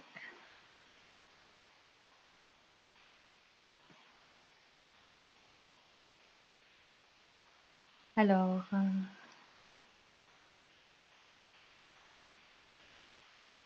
hop, voilà. Donc, les langues dehors, moi, je ne mets pas. Le visage de l'animal ou de la modèle, j'essaye de les garder, j'essaye plutôt dégager. Et puis, bien sûr, je porte une attention précise à la position globale du corps. Vous avez vu dans le premier exercice tout au début que pour certains, on avait à un moment donné les fesses, on avait l'animal qui ne regardait pas vers nous, enfin, plein de choses qui sont finalement pas forcément évidentes à gérer. On ne coupe pas les extrémités. Enfin, tout ça, vous l'aurez dans le replay. La question qui se pose maintenant pour le reste, ça va être finalement comment on fait. Parce que je ne vais pas demander dire à mon chien rentre ta langue. Non, il va me regarder, il va me dire va te faire foutre et puis il va aller courir après les lapins. Comment est-ce qu'on fait pour justement, à un moment donné, pouvoir, d'une façon ou d'une autre, obtenir ce qu'on souhaite en termes de position tout en restant dans quelque chose d'agréable, de motivant et de ludique pour l'animal. Alors, pour les photographes, vous verrez pour les modèles après, on va énormément se déplacer. moi, je vais énormément me déplacer. Après, comme dit, chacun fait encore ce qu'il veut, mais moi, je vais beaucoup me déplacer. C'est-à-dire que je vais tourner autour de la modèle, je vais tourner autour de l'animal, je vais demander à la modèle de me regarder, de regarder à gauche, de regarder à droite, de regarder là où regarde le chien. Je vais demander à mes helpers, si j'en ai, de me suivre ou de se placer à une position spécifique avec le jouet, la friandise ou tout ce qui peut attirer l'attention de l'animal. Je vais le regarder à gauche, je vais le regarder à droite et moi, je vais bouger, je vais avancer, je vais reculer, je vais tourner. Voilà. Je vais être finalement constamment dans le mouvement. Je vais me lever, je vais être par terre pour les petits animaux. Alors, ils sont pas sages. J'aimerais tellement que mon chien soit sage pour faire ce type de photo, c'est que je les dupe et je vais vous montrer comment les duper pour donner la. On s'équipe modèle avec des armes de haute qualité. Et c'est là où on va commencer à rentrer dans les trucs et astuces. Friandises. Adapté à chaque espèce. Encore une fois, n'hésitez pas à demander du coup au gardien de l'animal. Comme dit, vous avez le petit tableau là que je vais vous mettre dans le drive avec les questions que vous pouvez poser. Ce qui est motivant. Qu'est-ce que l'animal aime? C'est quoi? Je ne vais pas donner du sucre à un chat ou à un chien ou du chocolat. Hein, c'est pas bon pour son régime alimentaire, c'est même plutôt toxique. Par contre, si l'animal aime la viande séchée, je vais ramener de la viande séchée. Si le cheval aime les bananes ou les carottes ou les pommes, je vais lui en ramener. Si ce qui est motivant, c'est les petits bruits et les petits pouic-pouic, je vais ramener des pouic-pouic. Bon, vous avez aussi les gardiens des animaux qui vont ramener ce qu'il faut, hein, mais n'hésitez pas à leur rappeler parce que des fois, ils n'y pensent pas.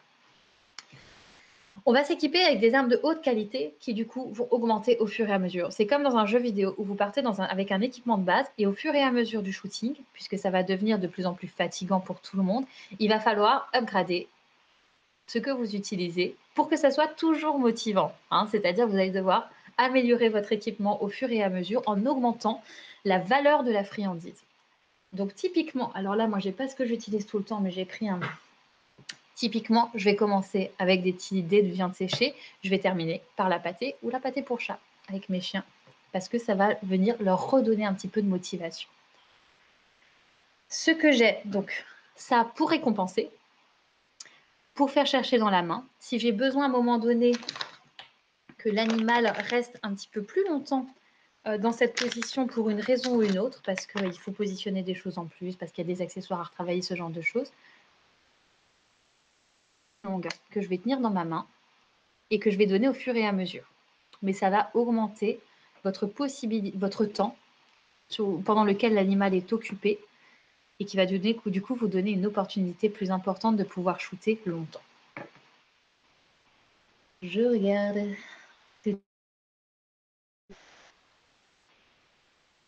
Je regarde vos questions. On voit rarement des accessoires photos sur tes photos. C'est par rapport aux chiens. Tu travailles là-dessus avec eux. Effectivement, on voit rarement des accessoires photos, des accessoires chiens sur mes photos parce que c'est pas ce que je souhaite montrer.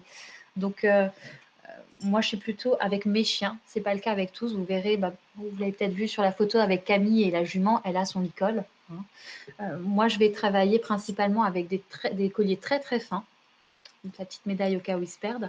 Des colliers très fins que je vais dissimuler sous la fourrure parce que je veux garder cet aspect sauvage du chien loup. Je pourrais très bien leur mettre un gros nœud rouge, mais c'est pas l'intention, c'est pas ce que je cherche dans mes photos. Moi, je veux garder cet aspect un petit peu sauvage et libre. On va avoir, je regarde juste, le pâté, la pâte à tartiner, génial. Je vais vous montrer après comment on l'utilise en extérieur, tout simplement parce que ça va laisser le chien se concentrer longtemps, ça va lui demander du temps pour tout lécher. On va étaler, je l'utiliserai après là-dessus, mais en extérieur, moi je l'étale sur des rochers. Alors on n'étale pas sur du sable ou sur des trucs comme ça, hein. On étale sur des surfaces dures qui ne se désagrègent pas. Je vais l'étaler sur des rochers ou sur le sol ou sur la modèle, par exemple, ou le modèle, parce que le chien va venir lécher, ça va lui prendre du temps. Et que par exemple, si vous l'étalez par terre, vous allez avoir une jolie photo où vous allez avoir la tête de l'animal baissée qui regarde vers vous. Hein, donc un petit peu, je pense autre, vous savez, ces photos un peu avec les loups, ils ont la tête baissée et puis le qui regarde vers le photographe. Des astuces que j'arrive à l'obtenir. De la même façon, la photo que vous avez vue avec Perséphone, je vais vous la remontrer. C'est exactement ce genre de petites astuces que j'utilise. Désolée, c'est un peu lent.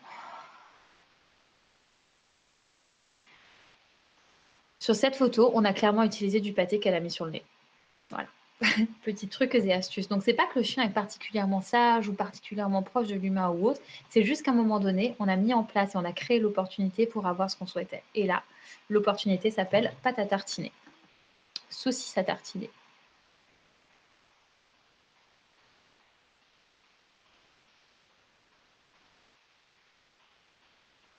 Voilà. Donc, il nous reste à peu près un peu moins de 30 minutes.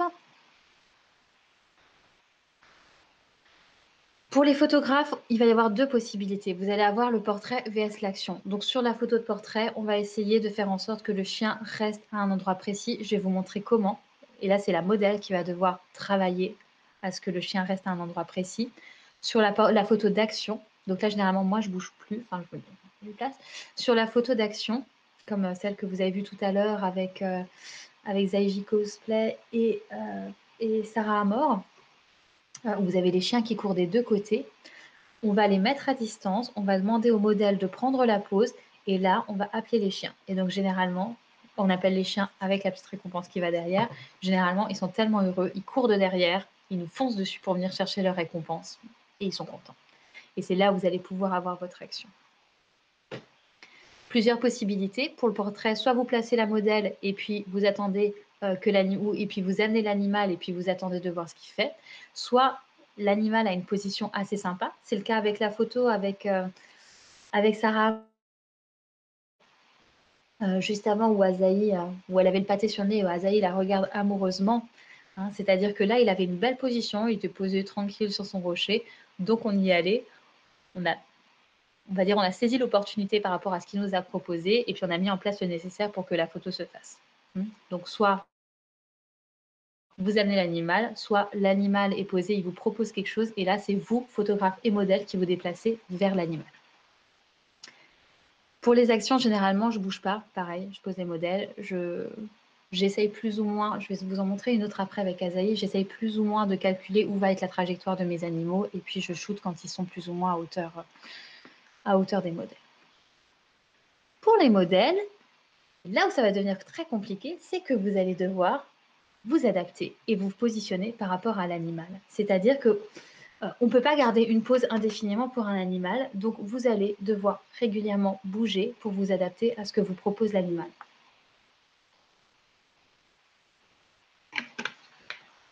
C'est donc des photos qui ne sont pas forcément simples pour les modèles, parce qu'on ne va pas vous demander une pose et puis vous allez rester dans cette pose. Au contraire, vous allez devoir en effectuer plusieurs, même si c'est plus ou moins dans le même esprit, pour vous adapter à l'animal. L'animal tourne la tête ici, ok, je me colle. L'animal regarde en haut, ok, je regarde en haut. Vous voyez, ça va être quelque chose où vous allez être finalement dans la vie et dans le mouvement permanent.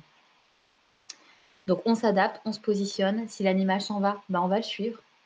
S'il s'en va parce qu'il n'a plus envie, on le laisse tranquille, on est d'accord. Hein, mais s'il s'en va parce qu'il a senti un petit truc, etc., on va y aller. Si l'animal s'assoit, on va s'adapter, on va adapter notre position, etc., etc. Et puis on va jouer, encore une fois, avec les friandises, je vous montrerai après comment, pour obtenir des choses spécifiques. On teste plusieurs positions, on dégage bien son visage et on fait attention à ses mains. Hein, c'est-à-dire que... j'essaye, est-ce que je vous en ai mis une autre ? On évite d'avoir la main qui passe devant le visage du chien, on évite de lui prendre la tête, ou le cheval, hein, qu'importe, hein, on évite de lui prendre la tête pour un moment donné. On évite de mettre la main sur la tête, c'est jamais très gracieux. Voilà. On fait attention à ses mains, on fait attention à son visage, et puis comme dit, on reste en mouvement permanent avec des petites pauses, des petits arrêts, et puis on met la main, et puis on se repositionne, etc., etc. Donc vous voyez que ça va vraiment être presque une danse en fait, une danse entre le photographe, l'animal et vous.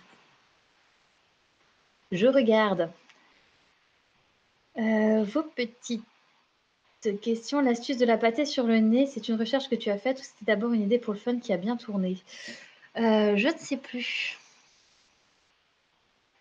Je ne sais plus du tout. C'est une très bonne question. Ça fait tellement longtemps que j'utilise cette astuce que je ne sais absolument plus comment ça a été créé. Les photos d'action, c'est ce que je trouve le plus dur, le plus impressionnant. Trop de respect pour ceux qui arrivent, ça demande un sens de timing de fou. Alors, c'est ce que je disais au début, c'est quand on n'a pas l'habitude d'être dans l'anticipation, on peut shooter en rafale. Voilà, on peut shooter en rafale le temps de s'habituer et vous verrez qu'au bout d'un moment, le comportement de l'animal va devenir plus familier et donc du coup, vous allez pouvoir anticiper et shooter juste au bon moment. pour les modèles, du coup, aussi, vous allez aider le photographe et aider l'animal en le guidant et en utilisant des petites astuces que je vais vous montrer de suite. Hop, donc c'est parti. Je vais vous proposer, du coup, je vais arrêter le partage d'écran. Je vais vous proposer, du coup, de reprendre vos petits téléphones pour photographier votre écran ou faire des captures d'écran ou ce genre de choses. Et on va réessayer encore une fois, comme avant, de prendre en photo l'écran et de voir ce qui ressort bien. Alors encore une fois, on ne travaille pas sur la lumière, la composition, le cadrage, etc. On s'en fout. C'est juste, est-ce que l'animal est OK? Est-ce qu'il a les yeux ouverts? Est-ce qu'il a la langue rentrée? Est-ce qu'il a les oreilles dressées? Est-ce que les pattes sont OK? Est-ce que la position du corps vous plaît ou pas? Et on va regarder si c'est un petit peu plus facile ou pas. Combien sont potables, combien sont pas potables sur celles. Et en même temps, je vais vous montrer les petits trucs et astuces qu'on peut utiliser. Pour avoir un rendu un peu spécifique. Je vais juste m'équiper.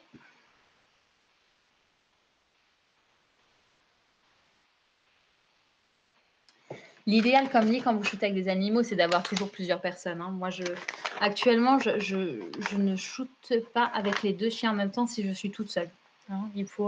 J'ai toujours besoin d'un helper au moins pour gérer les chiens. 2, c'est bien. Pour regarder s'il n'y a pas du gibier, des gens, d'autres chiens qui arrivent, les rattacher, remettre les harnais, remettre les GPS entre chaque prise. Voilà. Je regarde vite votre petit chat avant de commencer. Ok. C'est parti, je vais donc juste descendre l'ordinateur, je vais le mettre à niveau et cette fois-ci, on ne va pas travailler avec Azaï, qui est un petit peu trop foufou, on va travailler avec Dakota. Vous m'excusez pour mes pauses absolument hideuses, c'est pour ça que je suis derrière l'appareil et pas devant. Je respecte incroyablement les modèles qui ont des capacités qui m'émerveillent à chaque fois. Hop. Et donc, il nous reste Xavier, Laurie, du coup, si je ne dis pas de bêtises, il faut que j'arrête à 12h50, c'est ça? Juste que je calcule.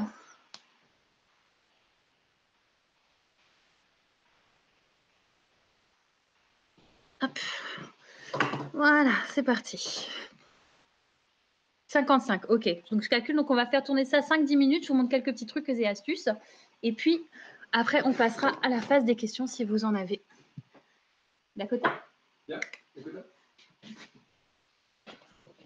Hop. Vous m'excuserez pour le set, c'est pas forcément très glamour. Dakota, tu montes?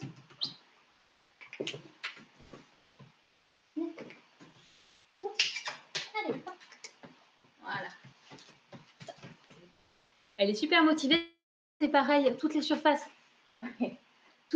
glissantes, on fait attention. Là, j'ai mis quelque chose où elle n'a pas de risque de déraper parce que si à un moment donné, le chien glisse, il va avoir une mauvaise association, ça ne va pas être agréable pour lui, il ne va plus vouloir y retourner.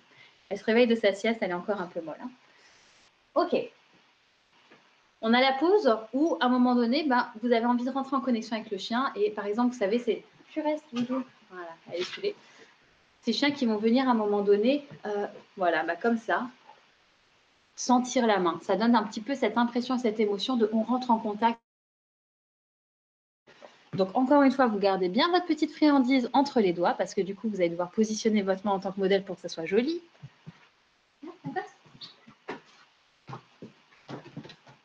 Alors, je ne sais pas si on voit, mais vous voyez, voilà. On va juste, tout simplement,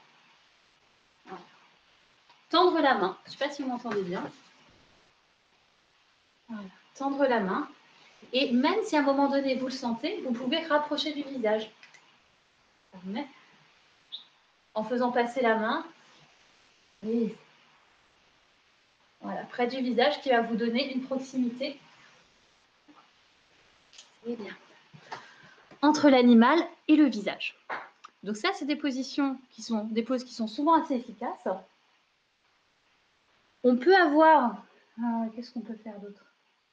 On peut avoir le bisou. Ça, je vais vous montrer. Alors, normalement, c'est plus facile pour moi. Mais bon, dans le doute. Je vous montre quand même. Ça, c'est pareil. Voilà, c'est les moments glamour de ma vie. Vous appliquez le petit pâté là où vous souhaitez avoir le bisou. D'accord? Là. On est partout. Et vous allez avoir du coup le bisou qui va être réalisé hein, sur des chiens avec des modèles. Tiens, en plus. Avec des modèles qui ne connaissent pas, c'est plutôt assez efficace. De la même façon, si vous avez besoin d'avoir un peu plus de temps pour shooter, vous prenez une friandise un petit peu plus longue. Hein, c'est-à-dire que si vous voulez... Alors voilà, elle n'aime pas trop qu'on passe au-dessus, je vais essayer. Mais par exemple... Alors là, l'idéal pour moi, c'est que vous verrez peut-être sur mon compte, il y a une photo avec une indienne que j'aime bien, enfin une personne déguisée en indien. Vous donnez un helper, vous voyez que tout de suite, l'intérêt du chien par le helper, qui lui va guider le regard pendant que la modèle se positionne. Couché. D'accord. Couché.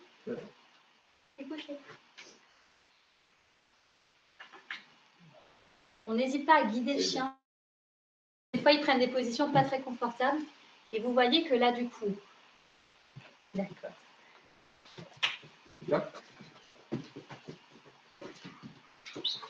Tu montes ? Assis. Assis. C'est bien. Tu attends. Tu attends. Voilà. Tu attends. On n'hésite pas Attends. à prendre le temps. Et vous voyez que là, mon helper, du coup... Alors, la modèle, je ne vais pas faire la modèle, mais vous pouvez souvent vous mettre derrière. Dakota. Chacha. Tu fais des bêtises. Du coup, vous voyez qu'encore une fois, le chien propose et nous, on va se positionner en fonction d'eux. Je ne vais pas la reforcer à se remettre couchée si elle n'est pas OK.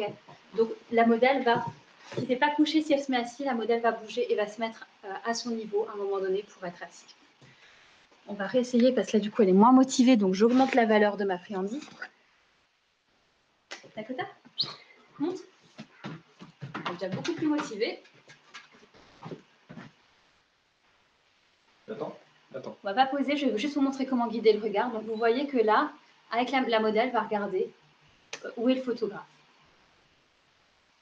On va regarder sur la droite. On va regarder sur la gauche. On va baisser un petit peu. Vous voyez qu'elle s'éloigne, d'accord ? Et elle attend la friandise. Et vous voyez que la personne qui va avoir la friandise va permettre au chien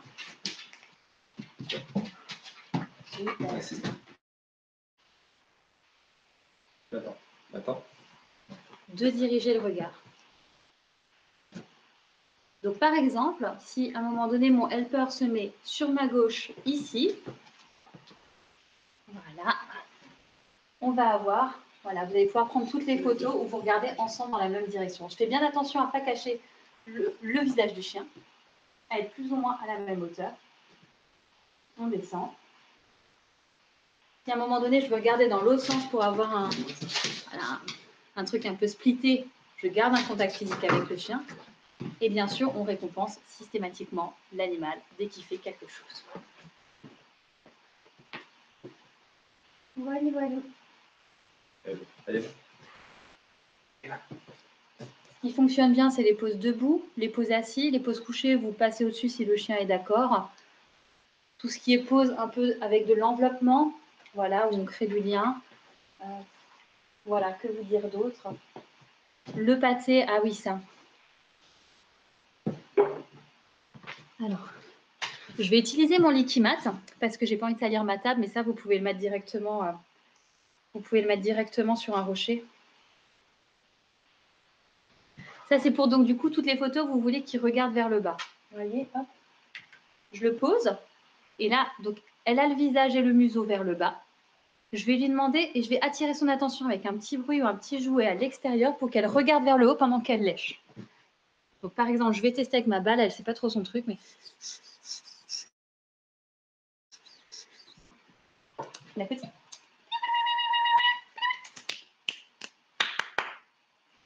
Voilà, ça ne marche pas.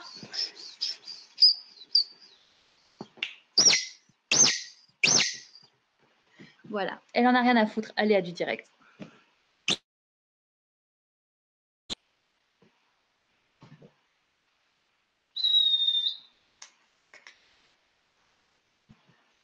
En tout cas, vous avez vu l'idée. Hein. C'est-à-dire que là, de toute façon, ça ne l'intéresse pas. Elle est sur son truc, elle est à la maison, elle est en sécurité. Donc, on ne va pas la forcer. On ne va pas la forcer, on va la laisser comme ça. On félicite. Je regarde. On félicite et puis ben, on la laisse vaquer à ses occupations.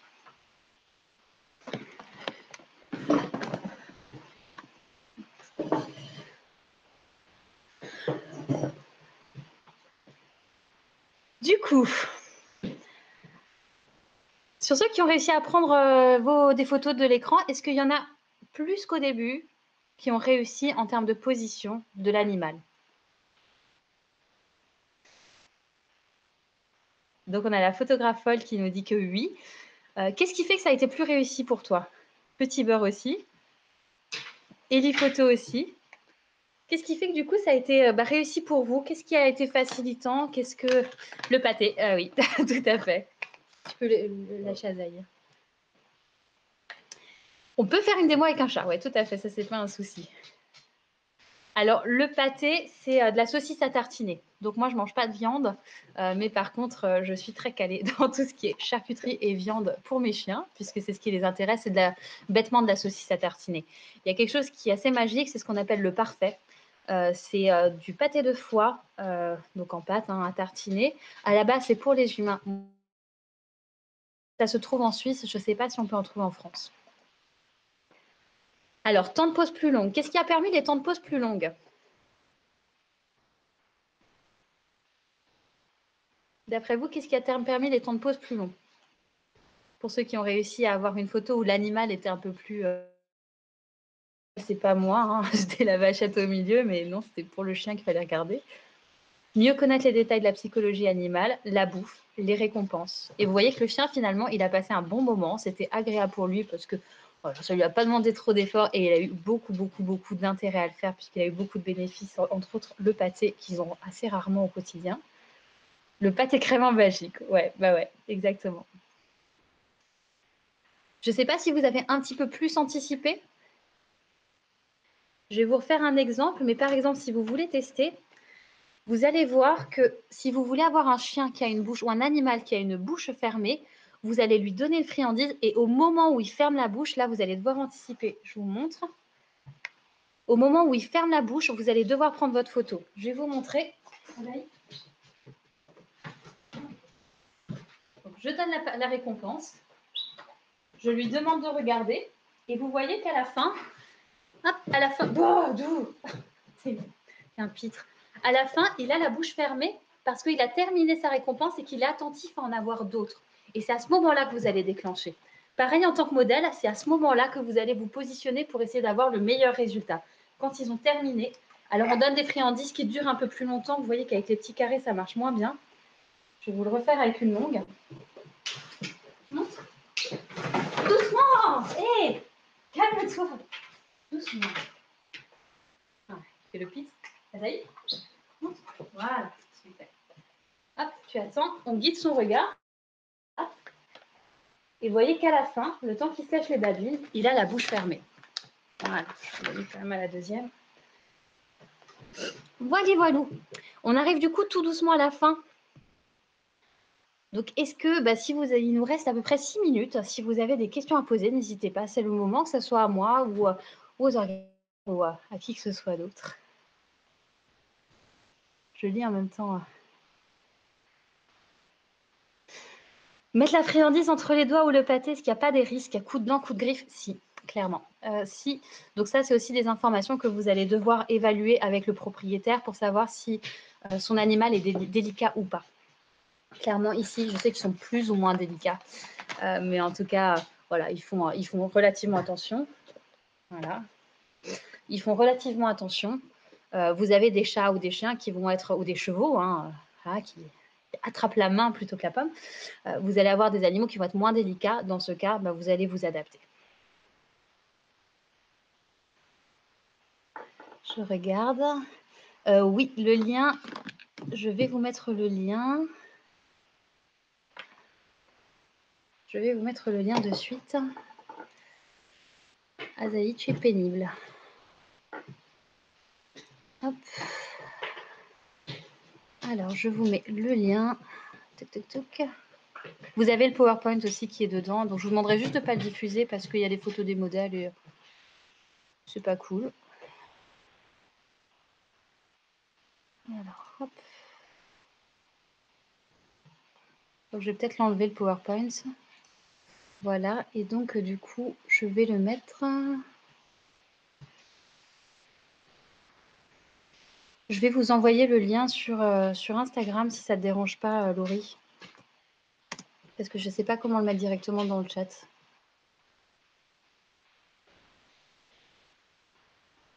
Je regarde s'il y a d'autres questions philosophiques. La photo animalière peut-être associée à la photo de nu. C'est une bonne question. Ce que je te propose, c'est éventuellement d'en discuter avec mes chiens ce soir autour d'une bonne carcasse de poulet et puis de t'informer sur comment ils vivent un petit peu ces séances en termes de nudité ou pas. Hop. Je vais juste... Voilà, Laurie, du coup, je t'ai envoyé sur ton compte La Photographe Folle le lien du Drive. Comme ça, vous l'aurez. En plus d'être l'usine, ben merci. Bah, Azaï sera ravi. Lui, tant qu'il y a des câlins, il est heureux. Oui, aucun souci pour diffuser des screenshots si vous m'enlevez 10 à 15 kilos. Merci Joël pour ton soutien. Voilà, je regarde, je remonte pour voir si j'ai pas loupé de questions. Alors, ils mangent pas de croquettes, mes chiens. Les croquettes, c'est pas très bon pour les carnivores domestiques. Donc, ils sont nourris avec ce qu'on appelle le raw feeding. Donc, c'est-à-dire qu'ils sont nourris à base de viande crue, d'eau charnue et d'abat. Je regarde juste du coup si... Réflexe créatif pour ta question, ouf, ouf, ouf. Azaï a dit ouf. Merci en tout cas à vous d'être venu assister à ce live qui a été un petit peu épique en termes de préparation puisqu'un peu rapide. Je reste à votre disposition dans tous les cas. Si vous avez des questions, vous n'hésitez pas à me contacter. Je me ferai un plaisir de pouvoir y répondre. Pour l'instant, je ne cherche pas de nouvelles collaborations avant qu'on me pose la question parce que j'ai juste pas le temps. Pour l'instant, j'ai beaucoup trop de travail.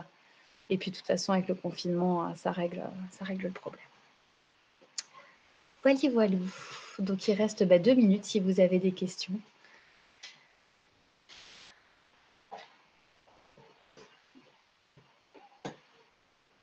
Et on m'a dit, ok, voilà. Pas de questions, n'hésitez pas aussi à aller voir, à passer sur les comptes de tous les modèles, qui ont accepté de poser sur mes photos et qui font un travail absolument merveilleux et d'un point de vue photographique, artistique, costume, maquillage, coiffure. Je vous mettrai peut-être une petite liste dans le drive aussi avec les liens vers leurs comptes et d'un point de vue animaux. C'est vrai que c'est des personnes avec qui j'apprécie travailler parce qu'il y a un grand respect des animaux qui correspond à ce qui est important pour moi. Voilà, l'animal avec lequel je rêverais de shooter. C'est une bonne question. Je pense que ça serait un renard. J'ai un grand attrait pour les renards. Du coup, je pense que ça serait un renard. Maintenant, la difficulté que j'ai, c'est que j'ai un gros souci en termes d'éthique et que les personnes qui proposent aujourd'hui des renards pour les shootings ne correspondent pas forcément aux critères que j'ai d'un point de vue éthique. Voilà, pour moi, il faut que l'animal soit respecté intégralement de son mode de vie, à son mode d'alimentation et à ce qu'on lui demande au quotidien. Et pour l'instant, je n'ai pas encore trouvé. Voilà. Voilà. Alors, c'est illégal. Non, tu as des agences qui permettent de shooter avec des renards. Tu as des agences donc, qui sont spécialisées dans tout ce qui est shooting animalier et c'est légal. C'est illégal de détenir pour des particuliers des renards, effectivement. Oui, tout à fait. Pour des particuliers, c'est illégal, mais tu as des sanctuaires qui ont les accréditations nécessaires. Mais voilà, après se pose la question au niveau éthique. Voilà. Merci en tout cas d'avoir été présent. Merci d'avoir suivi mon blabla jusqu'au bout. J'ai l'habitude de faire des choses plus interactives, mais là, voilà. Et puis, mon temps mon partie est terminée. Donc, passez une bonne journée. Profitez bien de tout ce que vous organisez. Je vais y être en tant que participant. Et puis,